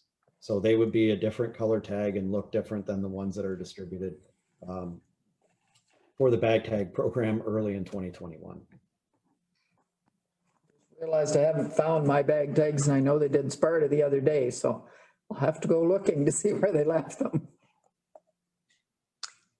Councillor Rowe. I was just going to say, Mr. Brooks just mentioned this, but yes, we had approved that they get the extra tags through July or August for 2021 through the transition. But if that message could actually be changed to say those 2021 tags sort of will never expire, so that you can actually use them going forward if you don't use them starting now. So it kind of encourages the work or the efforts to begin as soon as possible. I don't know why we have to let them expire.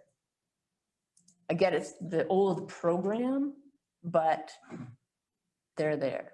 But they're only being paid for till the 1st of June. But no, they by taxes.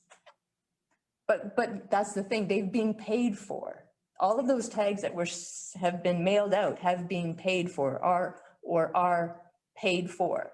So anyone that would use them in the future, yes, they have been paid for, but it's part of the transition, and it's just, maybe a goodwill gesture, whatever you want to call it, but they're there. So I don't know, it's just an option. If it's a bad option, then. Mr. Brooks, what are your thoughts?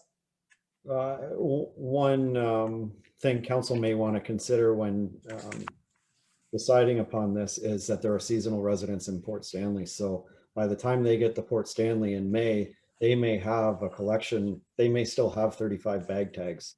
And what we really want to do is, while we want to provide some flexibility to those residents for excess waste, we don't want to flood the streets with this excess waste and make it harder on our workforce who has to collect all this garbage.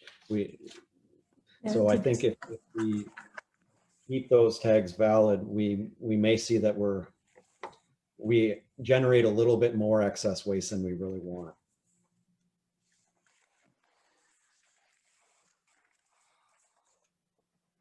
Any more discussion before we vote on this motion? And I'm going to ask you to read the motion, Diane. Yeah, I just need clarity on when you want the pilot program. Oh, do we want the I think, Mr. Brooks, we said 1 full year for the pilot, Yes. for the garbage tags? So is that to June of 2022? I think June 1st is when you're starting with the carts, correct? So it'd be June 1st, 2022. Right, for 1 year.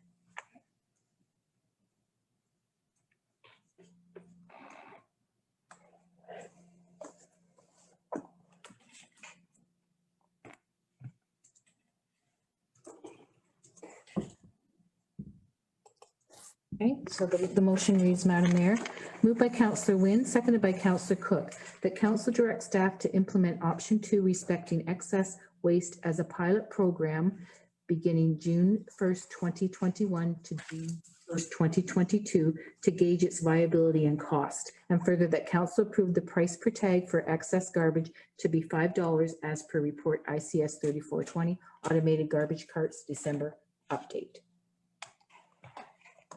Further questions? Yes, Deputy Mayor Marks. We're still expecting staff to come back with some suggestions about the farm and businesses. That's our next part anyway. All right. Madam Mayor? Yes, Karen. I was just wondering, with the talk about the tags, Mr. Brooks had mentioned about having the tags that we currently just had delivered to us not being able to be used after the date we start the collection, and then having them void and produce other ones that would cost $5 for the remainder of the year. Is that still moving forward, or is there any way we can just let the tags that people were given, you know, they would be expired at the end of this year anyway? Can we not just utilize those, save a little bit of expense, kind of not throwing them out and making others? Like, is that possible? Mr. Brooks? Possible. I think it may require, and we really don't know how this is going to play out, how often people are going to need these bag tags. But I guess worst case scenario is we have more excess garbage than we think that we're going to have, and we may need some additional help from one of the other departments to help collect some of this excess garbage that's out on the street. Okay, yeah, I was, thank you. I was just thinking that this is going to be a trial and error for all the residents. And this might give them the opportunity to think, you know, hey, I need a smaller container, I need a bigger container, I'm putting out too many. And then that way they can kind of barter with the community or to get like a larger, smaller device, whatever they might need. This kind of just gives them that buffer area to figure it out. I was just thinking like that.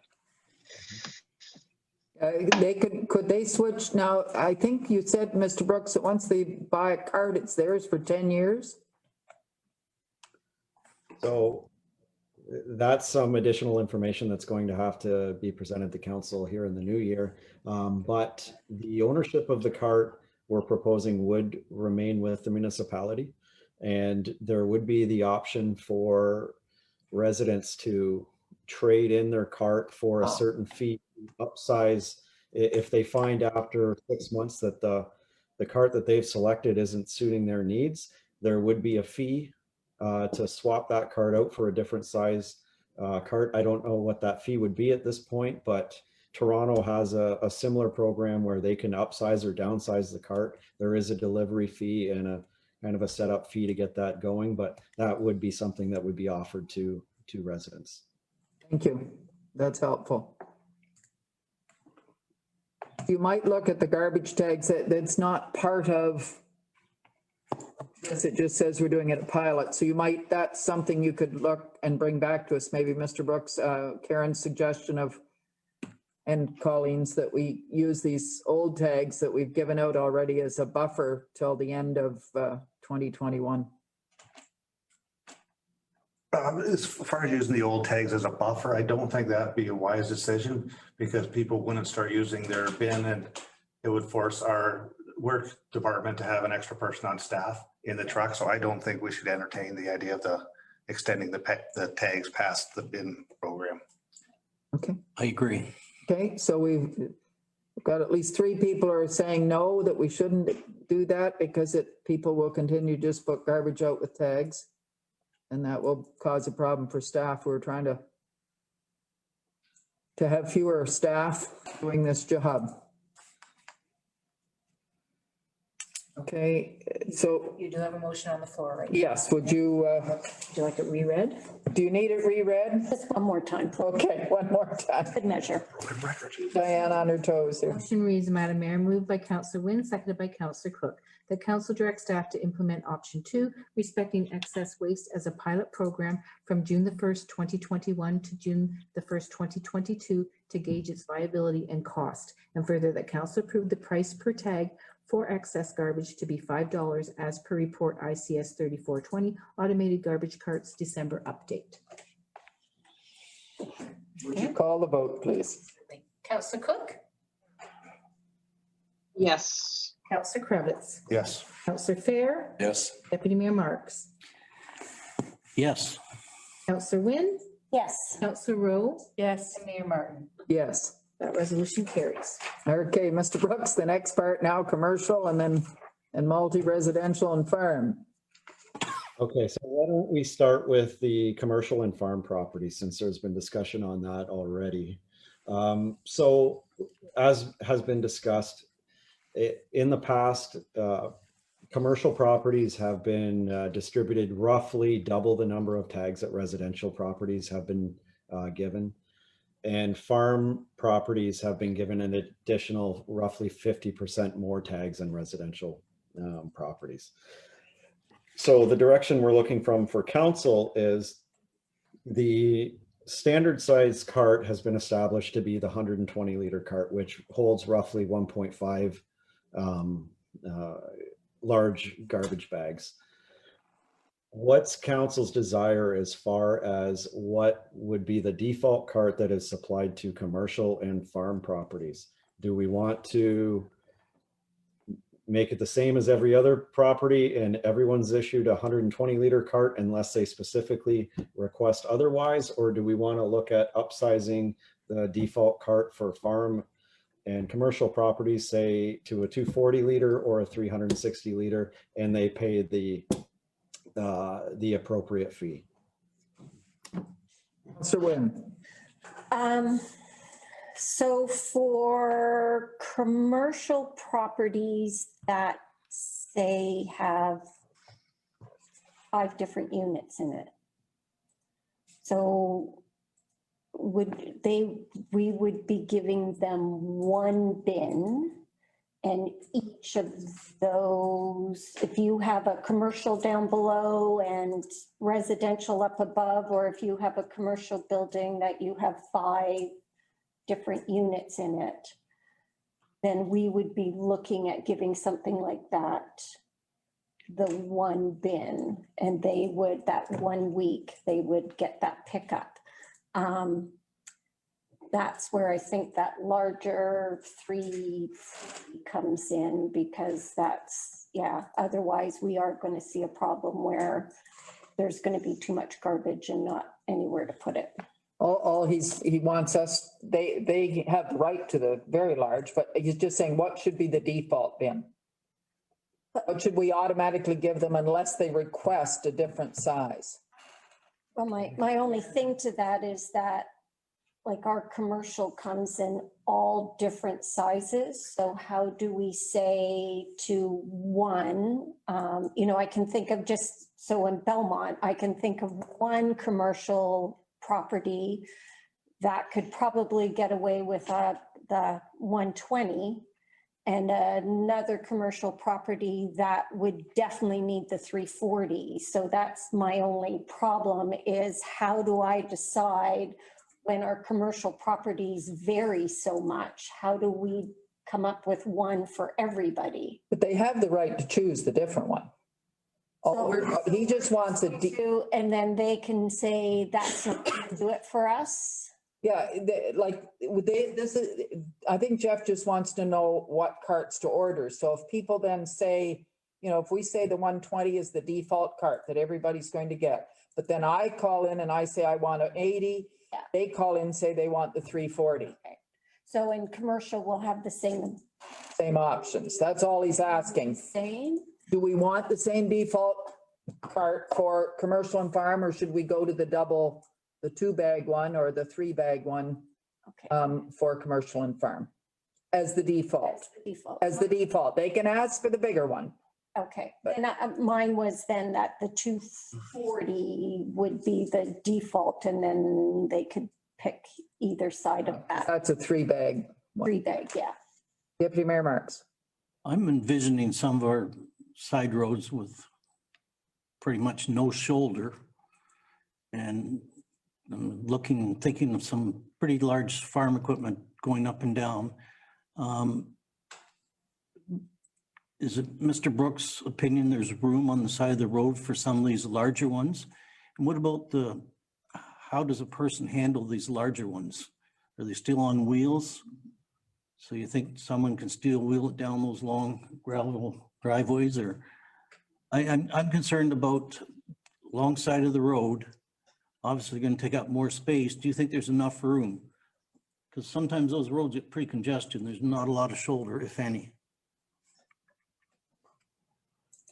Yeah, Mr. Brooks? I believe there's room. This is like Mr. Leach said earlier, this is not a new innovative program. It's been implemented in Lambton County, Middlesex County, Blue Water County, and Huron County, which are rural municipalities as well and have farms just like we do. So they seem to be getting by just fine on their back roads. So I don't see why we're going to have issues here. There's obviously going to be some growing pains and some education involved in helping people place the carts in an appropriate spot, especially out in some of these rural areas such as you're talking about there. But it's being done in many other municipalities. It can be done here. Councillor Wynn. I had the ability to use the cart system this summer up in Blue Water numerous times. And actually, I would say the road that I was on is as narrow as the road I live on right now. And it's a challenging road for our waste collectors. And there was no problem. So the trucks came down, they had, the arm reached out, picked it up. There was no issue on the very narrow road. So that I witnessed anyway, so worked very well. So are we thinking then the 240 is the default cart for farms and commercial unless they request the larger one or a smaller one? Councillor Rowe. It may actually be the size that they want to choose, but my preference would be to treat everyone in Central Elgin exactly the same way. The default is the 120 no matter what, and then everybody can choose which size that they want. Simply because if we say that the default for specific properties, types of properties is X, we're automatically saying you must pay that higher price. So I'd rather have the decision made by the household owner, the farm owner, the commercial property owner. It's just a matter of how that process is going to work between now and whenever Mr. Brooks needs that information, and everybody needs to be made aware that they need to make that selection. But I think that seems to be the most fair way to do it in my mind. Deputy Mayor Marks. If I'm hearing correct, and I think staff have put a lot of thought into this, Mr. Brooks mentioned that farms and businesses have approximately 3 tags, double what the normal person gets. So this container is going to accommodate that. So I think for most people are going to catch, there is some fairness there. So I'm starting to warm up to this. And I appreciate the statement. There'll be growing pains. I'm sure there is. I guess it'll be our job to help push this through, and I'm willing to do that. There will be some hurdles, but I'm still firmly behind this. Mr. Leach. The case of Adelaide Metcalf Township that implemented through Blue Water Recycling the cart system earlier in the year. The default size for every property was 120 liters. And then if you wanted a larger or smaller bin, in that case, I think it was just larger options, So farms, commercial, residential, all the default was the 120 liter size. Mr. Brooks, how are we going to let people know that they have the right to choose a different size? So starting tomorrow, we're going to start working on some materials to get out to the public. We can put a flyer inside the water bills. We're looking at making videos for social media, as well as posting on the website to try and get the word out that people need to take a look at the different options and contact the municipality and let us know what size they want. It's going to be a fairly quick turnaround. We're going to need this information by the end of January so that we can tender this program the 1st of February.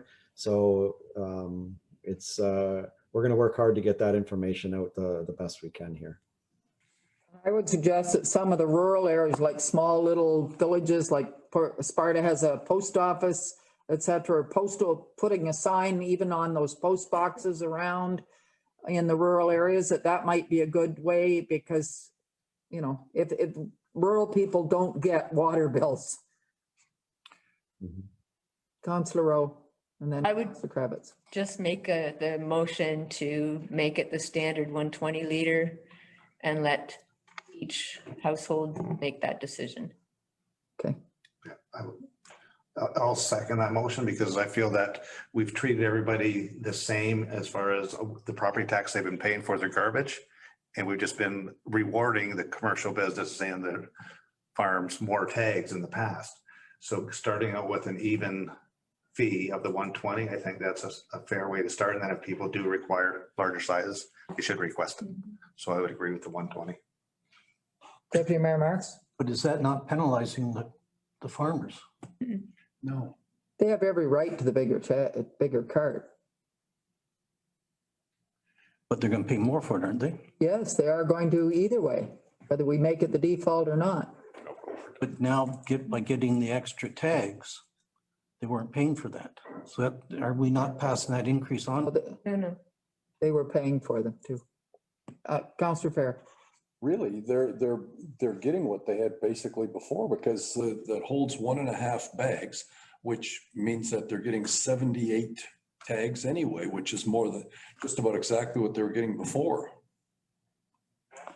Am I mistaken that the farmers now are getting an extra 30 or 50? What was the number? 30. 30. And now they're not going to get that. They're going to have 78 instead of 82. No.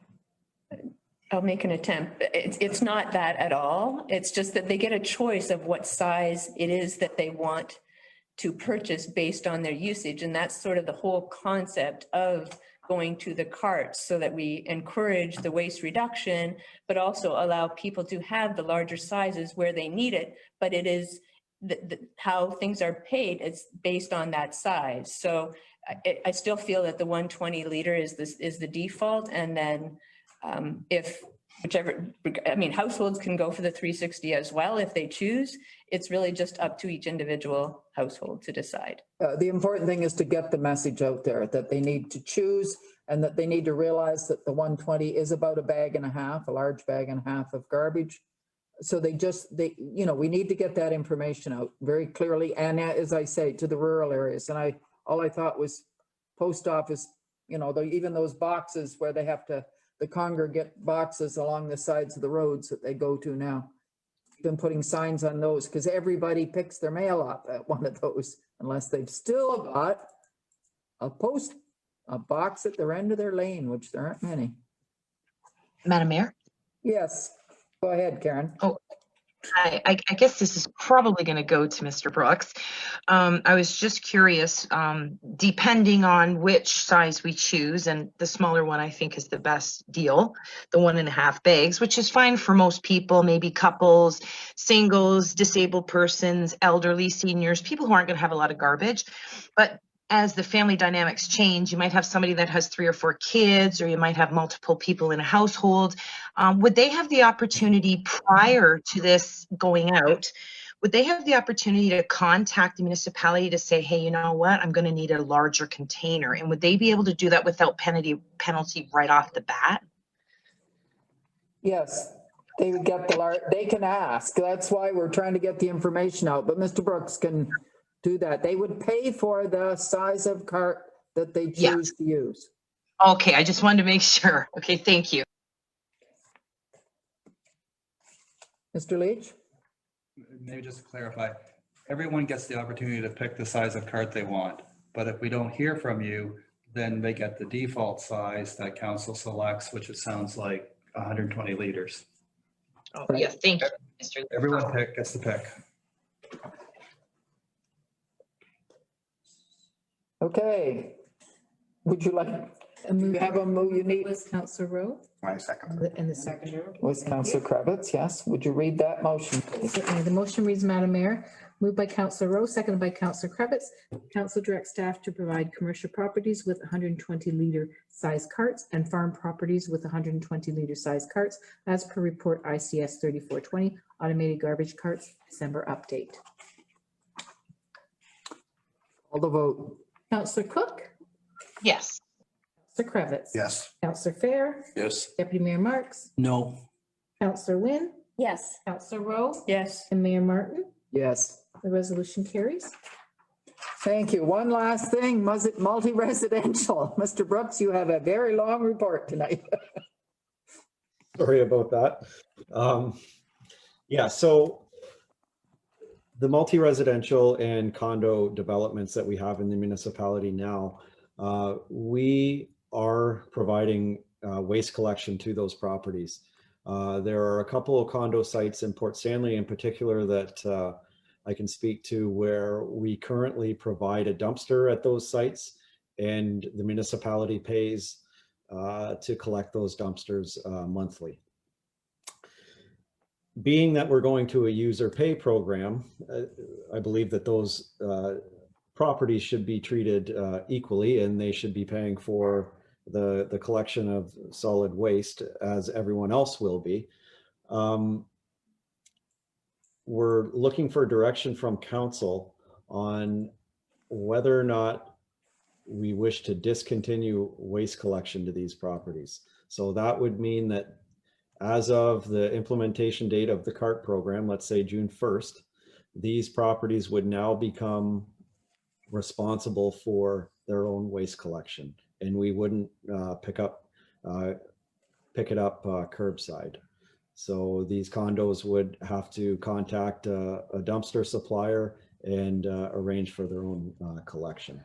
And we're recommending that these condo sites don't receive bins, because what we don't want is, for the example, on Carlo Road, we have a condo development. If we were to supply 50 bins, the trucks can't get into the site to collect those bins. So we'd end up with roughly 50 garbage carts lining Carlo Road. So to avoid that, we're recommending that condo sites, as well as the multi-residential sites, such as some of these medium-rise apartment buildings that are being proposed, would be responsible for their own collection.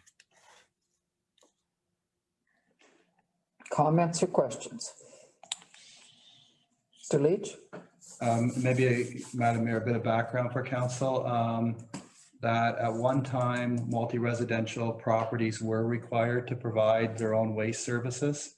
And during the first term of the Central Elgin Council, after amalgamation, there was a delegation that came in from various multi-residential properties saying at that time, we pay property taxes like everybody else does, but we also have to pay for private waste collection. So that really isn't fair, because we're paying for the service through our taxes.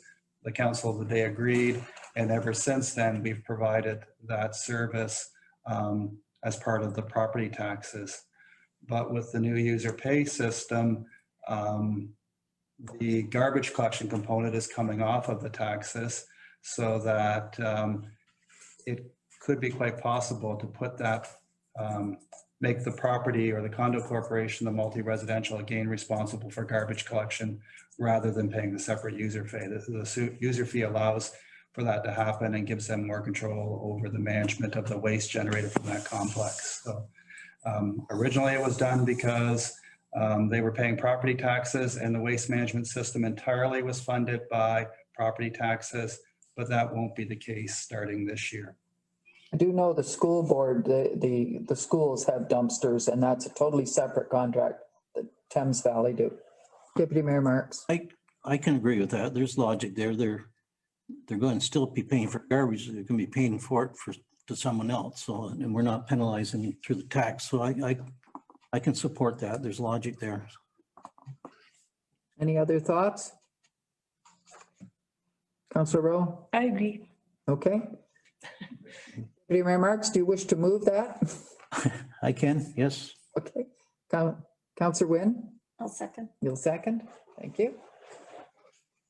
Read the motion, please. The motion reads, Madam Mayor, moved by Deputy Mayor Marks, seconded by Councillor Wynn, that council direct staff to advise the condo developments and multi-residential developments that upon implementation of the full user pay program in 2021, the municipality will no longer provide curbside collection or dumpsters to these areas. And further, that it will be up to the condo developments and the multi-residential developments to provide their own garbage collection and disposal as per report ICS 3420, automated garbage carts, December update.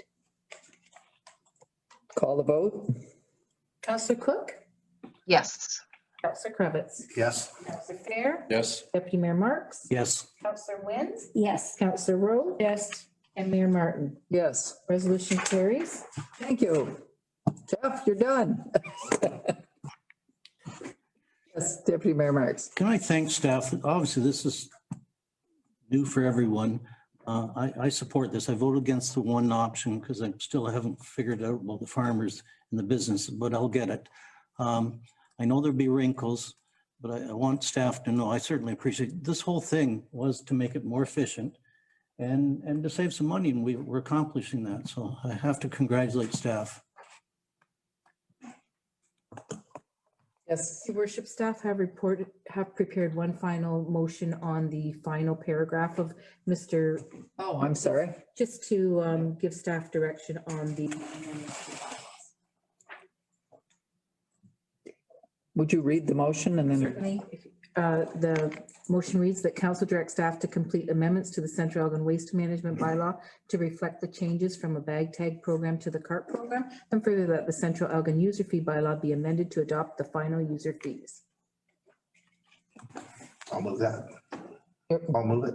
Dennis moved, Second. Fiona seconded. Call the vote. Councillor Cook? Yes. Councillor Cravitz? Yes. Councillor Fair? Yes. Deputy Mayor Marks? Yes. Councillor Wynn? Yes. Councillor Rowe? Yes. And Mayor Martin. Yes.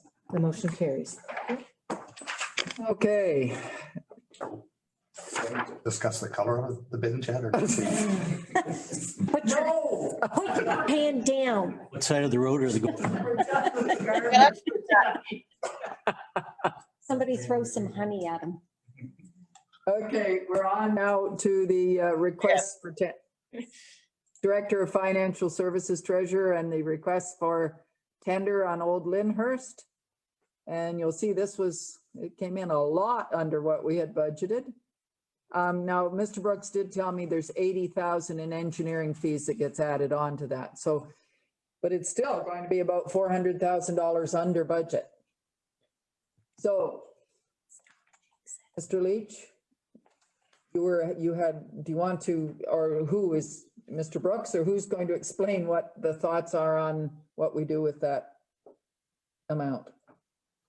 Madam Mayor, one suggestion from staff and was discussed with Mr. Brooks and Ms. Nordeman later on in the day, that council could reserve the extra amount, $400,000.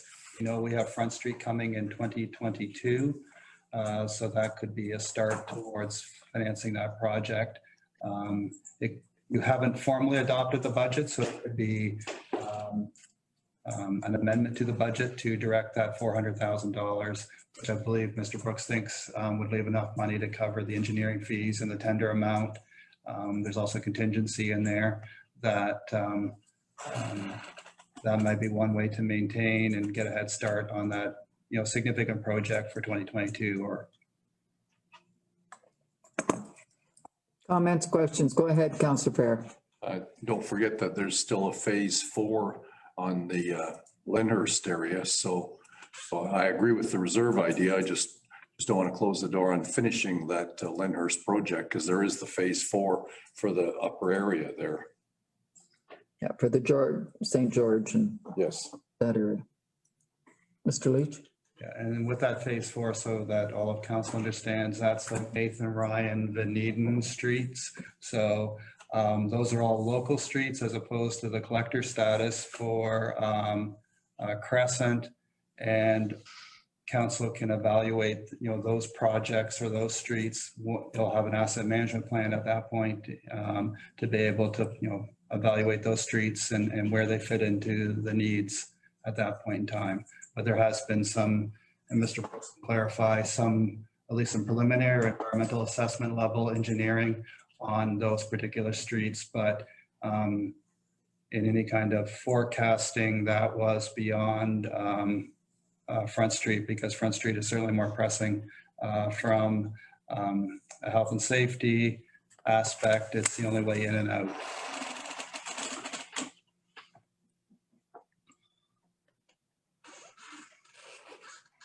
Any other comments or questions? So did you have a motion? I do, Madam Mayor. Would you read your motion, please? Certainly. Moved by Councillor Wynn, seconded by Councillor Rowe, that the Council of the Corporation of the Municipality of Central Elgin accept the tender of Banbury Drainage and Bulldozing Limited for the 2020-24 Old Lyndhurst Road Improvements Phase 3 in the amount of $1,228,447.95 plus all applicable taxes as per report DFS 2820, and that the recommended 2021 budget be revised to reflect the lower tendered amount, and further that the 2021 budget include a transfer of $400,000 into a reserve for the reconstruction of Front Street.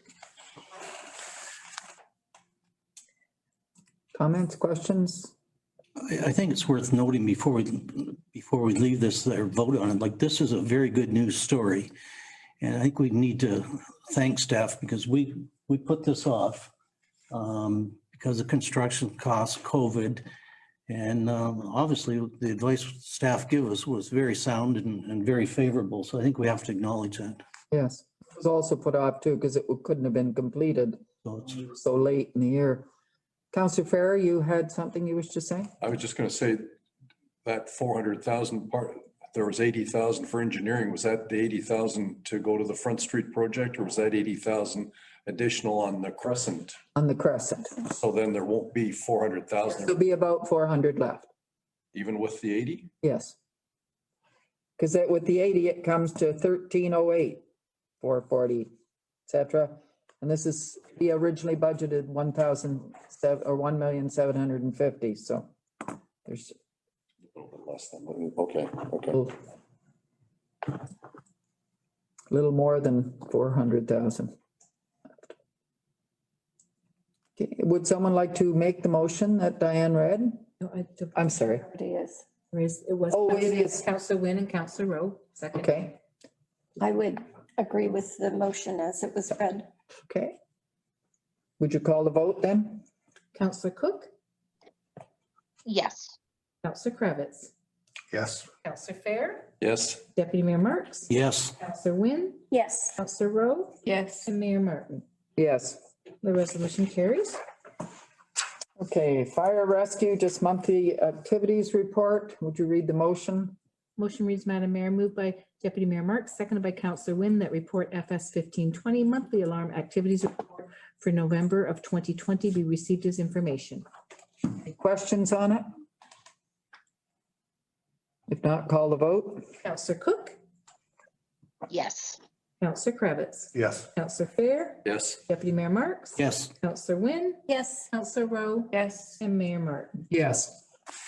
Motion carries. Now moving on to Director of Asset Management and Development Services, the monthly building report. Motion reads, Madam Mayor, moved by Councillor Wynn, seconded by Councillor Rowe, that report AMDS 3020 November 2020 monthly building report be received as information. Any questions or comments? It's certainly even going up more and more every year, we seem to be. I do appreciate the new format that Mr. Barron is using for the information. It's helpful to have it. Yeah. Okay, would you call the vote? Councillor Cook, Yes. Councillor Cravitz. Yes. Councillor Fair, Yes. Deputy Mayor Marks. Yes. Councillor Wynne, Yes. Councillor Rowe, Yes. and Mayor Martin. Yes. The resolution carries. Okay, the next one is the development charges study update. Did you want to speak to that at all, Mr. Perrin, before we read the motion? Thank you, Madam Mayor. Just briefly, so the municipality, we're required to update our development charges bylaw this year. We had originally intended to have that update completed in February, March of 2020. However, with COVID, that delayed things, and the ability to have public meetings at that point in time. Municipalities weren't that adept to virtual meetings. So as a result, the province actually allowed for the deadlines for planning type studies, which development charges is one of those, to be extended to coincide with 6 months after the ending of the provincial emergency order. So that will require the municipality to update our development charges bylaw by January 26, 2021. Right now, the background study is currently being updated and will be up on the municipal website for public comment prior to the municipal office closing for the holiday season. That will afford the public to review that background study, look at the projects that are identified, as well as the development charges that would be attributable to new growth. Once that is done, then council will then consider the proposed background study in January, with the intent of passing that bylaw at the January 24th meeting. So we will hit the deadline. So we will not have a point where the municipality will not be able to collect development charges for growth related projects. And with that, I'd be happy to answer any questions. Councillor Cravitz. Just within that report, Mr. Byrne, I believe January 24th is a Sunday. Says by 26th, January 26th. My apologies. So I don't imagine council will want to attend on the 24th on a Sunday, so we'll do it on the 25th. Unless you really want to come in on a Sunday. They're doing it on the Sunday. You would? The Roma meeting on the 25th. Oh, okay. And this is just for receive and file this report from Mr. Perrin. I just asked him so he could explain it clearly in case anyone's listening. Would you read the motion, please? Motion reads, Madam Mayor, moved by Councillor Wynne, seconded by Councillor Rowe, that report AMDS 3120 development charges study update be received as information. Would you call the vote? Councillor Cook, Yes. Councillor Cravitz. Yes. Councillor Fair, Yes. Deputy Mayor Marks. Yes. Councillor Wynne, Yes. Councillor Rowe, Yes. and Mayor Martin. Yes. The resolution carries. Okay, now bylaws. Councillor Cook, at the time we did the ward boundary one, you were opposed, I know, to the new one. And there may be some people, I know that the numbering was going to be discussed. So do we want to take that one out and not take it collectively? Okay, Councillor Wynne. All right, so we will take out bylaw number 2545 out, and we'll do the rest collectively unless anyone else has one they want out. Okay, go ahead and read. Motion reads, Madam Mayor, moved by Deputy Mayor Marks, seconded by Councillor Rowe, that bylaws 2539, 2540, 2542, 2543, 2544, 2546 be taken collectively. Call the vote. Councillor Cook, Yes. Councillor Cravitz, Yes. Councillor Fair, Yes. Deputy Mayor Marks. Yes. Councillor Wynne, Yes. Councillor Rowe, Yes. and Mayor Martin. Yes. Motion carries. Second motion on the collective ones. Next motion, Madam Mayor, moved by Councillor Wynne, seconded by Councillor Rowe, that bylaws 2539, 2540, 2542, 2543, 2544, 2546 be read a first and a second time. Call the vote? Councillor Cook, Yes. Councillor Kravitz, Yes. Councillor Fair, Yes. Deputy Mayor Marks. Yes. Councillor Wynne, Yes. Councillor Rowe, Yes. and Mayor Martin. Yes. Motion carries. Final motion on those bylaws?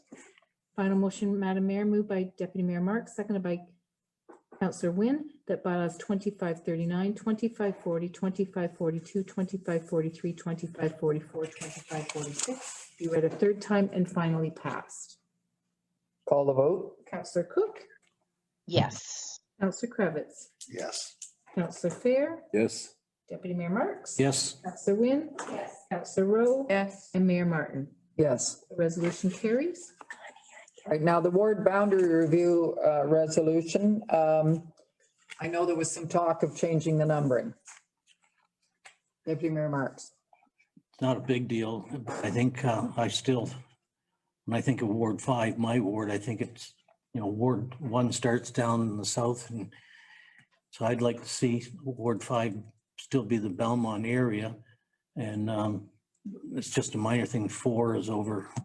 So if that's agreeable, that little tiny amendment. Other than that, I'm satisfied with it. Is that, Agreed. I just, the numbering go back to what it was, Ward I think it would be less. 4 and 5 reversed, yeah. I mean, most people are going to have their ward number changed, but Belmont people could keep their number. We could keep ours, that would be nice. Is that in agreement, council? So I'm assuming, have you got a mover and a seconder for this one yet? I do, Madam Mayor. Okay. Who were the mover and seconder? Deputy Mayor Marks and Councillor Rowe is the seconder. on Okay, are you okay with changing that, Councillor Rowe? I don't see the need for it, but I'm okay, easy one way or the other. Okay. Would you call the vote then? Moved by Deputy Mayor Marks, seconded by Councillor Rowe, that bylaw 2545 as amended be read a first and a second time. Call the vote? Councillor Cook, Yes. Councillor Kravitz, Yes. Councillor Fair, Yes. Deputy Mayor Marks. Yes. Councillor Wynne, Yes. Councillor Rowe, Sure. and Mayor Martin. Yes. Resolution carries.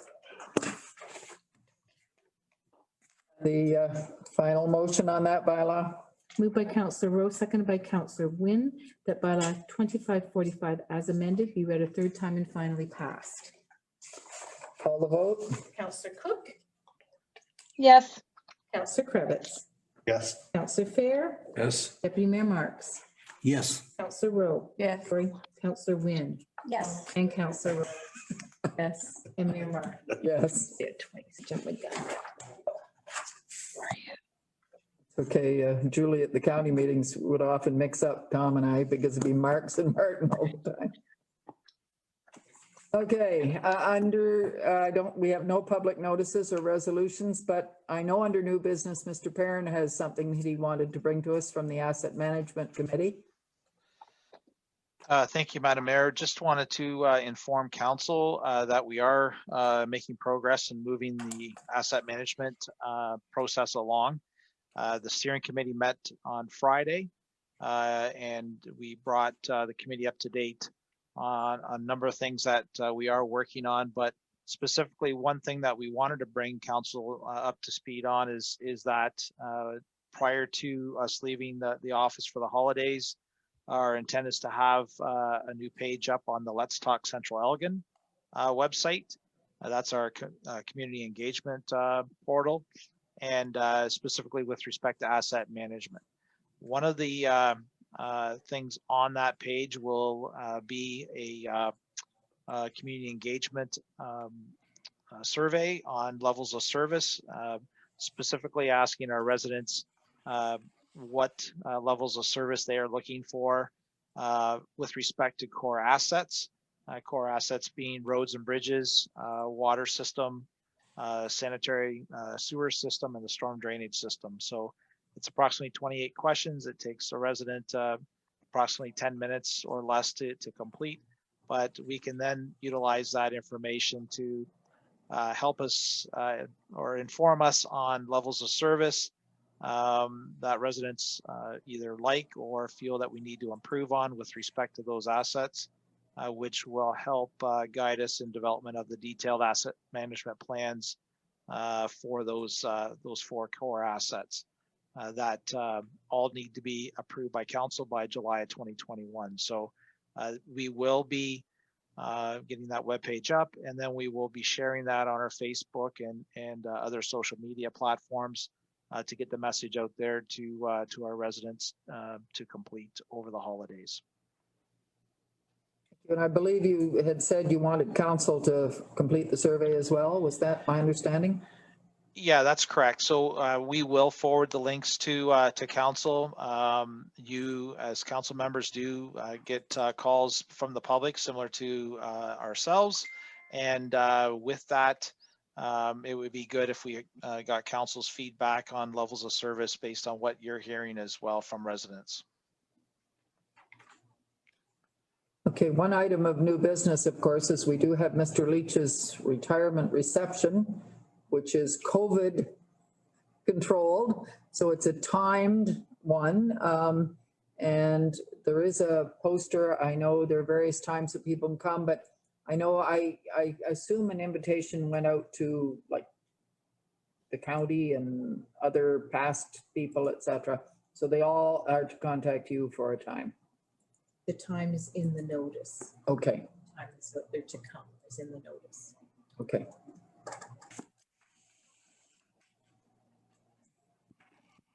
Any other new business? Councillor Wynn. I just wanted to give a shout out to our community of Belmont. Last weekend during our revised Santa Claus parade, there was a food collection by our firefighters, but it was in memory of a beloved resident that we lost just the week prior to COVID, which really hit the community hard. But the community rallied back, and our food banks were the benefit of that. With they had said it was a record collection of food. So just a shout out to the community. I know they had been through a tough time, but what a great way to come back, and a wonderful, wonderful memorial for our resident that we lost. Thank you. Any other new business anyone else would like to share? If not, I have a motion to go into close. Jeff's got something. I'm sorry, Jeff, go ahead. I'm not watching your hand. You need to shout. I've got a couple things here. The first one, I'll start off with the notice of study completion for the Front Street class environmental assessment will be posted Wednesday on the Let's Talk Central Elgin website. As well, it will be advertised in the Elmer Express and Times journals. We also have hard copies that can be seen at the arenas and the libraries. The report will be posted for 30 days and provide residents the opportunity to comment. So after the 30 days, the comments can be addressed, and we can work towards a conclusion on that environmental assessment. The second thing that I had was just to provide an update on the 2021 garbage bag tags. The vast majority of those tags have been delivered and mailed out to residents. I would say roughly 95% have been delivered. The remaining tags will be delivered this week. And I just wanted to thank our staff. As you know, a couple of weeks ago, it was decided to reduce the number of tags in 2020 from, I believe, 64 down to 42. So our staff had to go through over 6,000 envelopes and reduce the number of tags by 20 or 22 tags, as well as put a new insert in, and at the same time arrange for delivery of those tags. And in particular, I'd like to thank Stacy Ward, who has put in a tremendous amount of work over the last 2 to 3 weeks in order to make this happen here. So she'll be certainly happy to see those tags and the numerous boxes of envelopes be out of her space. So I'm sure she will. I know Councillor Rowe and Councillor Kravitz and I saw the meeting room, the boardroom downstairs loaded with them at one point when we were meeting in there. Any other new business? If not, would you read the motion for moving into closed? Motion reads, Madam Mayor, moved by Councillor Wynn, seconded by Deputy Mayor Marks, that council proceed into closed session at 9:52 p.m. in order to address a matter pertaining to closed session minutes, proposed or pending acquisition or disposition of land, litigation or potential litigation, and solicitor-client privilege. Thank you. Would you call the vote? Councillor Cook? Yes. Councillor Kravitz? Yes. Councillor Fair? Yes. Deputy Mayor Marks? Yes. Councillor Wynn? Yes. Councillor Rowe? Yes. And Mayor Martin. Yes. And we will, We'll take a moment to go off live and to get the doors closed. And if you need to use required, there, we're live. Go ahead. we need to move. Move it. I will. Take Karen second. Sure. Okay. Read the motion. The motion reads, Madam Mayor, moved by Councillor Wynn, seconded by Councillor Cook, that council agrees to continue the meeting of Monday, December the 14th, 2020, past the 11 p.m. curfew as per council's procedural bylaw, and further that should the meeting continue to 11:30 p.m., an additional resolution would be considered at that time. Call the vote. Councillor Cook? Yes.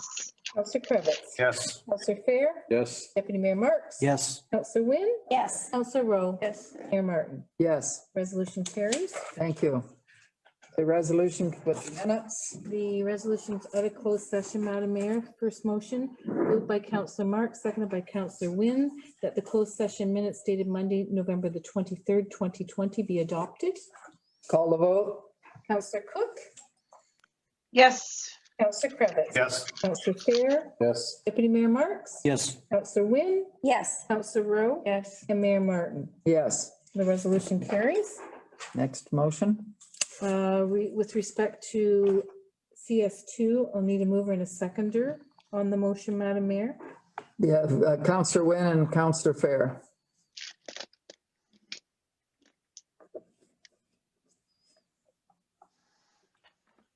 The motion reads, Madam Mayor, moved by Councillor Wynn, seconded by Councillor Fair, that staff be directed to give notice of council's intention to pass a bylaw to close part of Fernie Street and convey Part A to terraces and Part B to Trevana, as shown on the attached plan, and that the cost of these conveyances, legal survey, etc., be split between terraces and Trevana.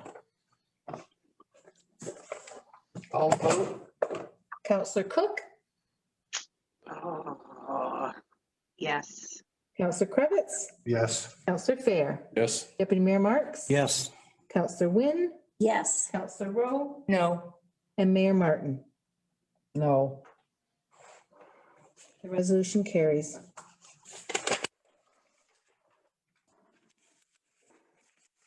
And number 3, That was information. information. Yes, And direction was given for number 4 that will be coming back in January. correct. Okay, so it's adjournment. So It's only fitting at this time, Mayor Martin, that Donald should read the adjournment motion. Oh, As his last meeting. his last official. I'm gonna cry. No less. Motion moved by Councillor Wynn, seconded by Councillor Rowe, that the regular planning meeting of council dated Monday, December 14th, 2020 be adjourned at 11:06 p.m. and the next regular council meeting be scheduled for Monday, January 11th, 2021. Call the vote. Call the vote. Councillor Cook, Yes. Councillor Kravitz, Yes, and thank you very much, Don. Appreciate it. Councillor Fair, Yes. Deputy Mayor Marks, lots of memories, Don. All the best. Yes. Councillor Rowe, Yes. Councillor Wynn, Yes, and thank you, Dawn. and Mayor Martin. Yes, Don. Thank you. Motion's carried. Okay. So Meeting now is over. now you have personnel. Whit is going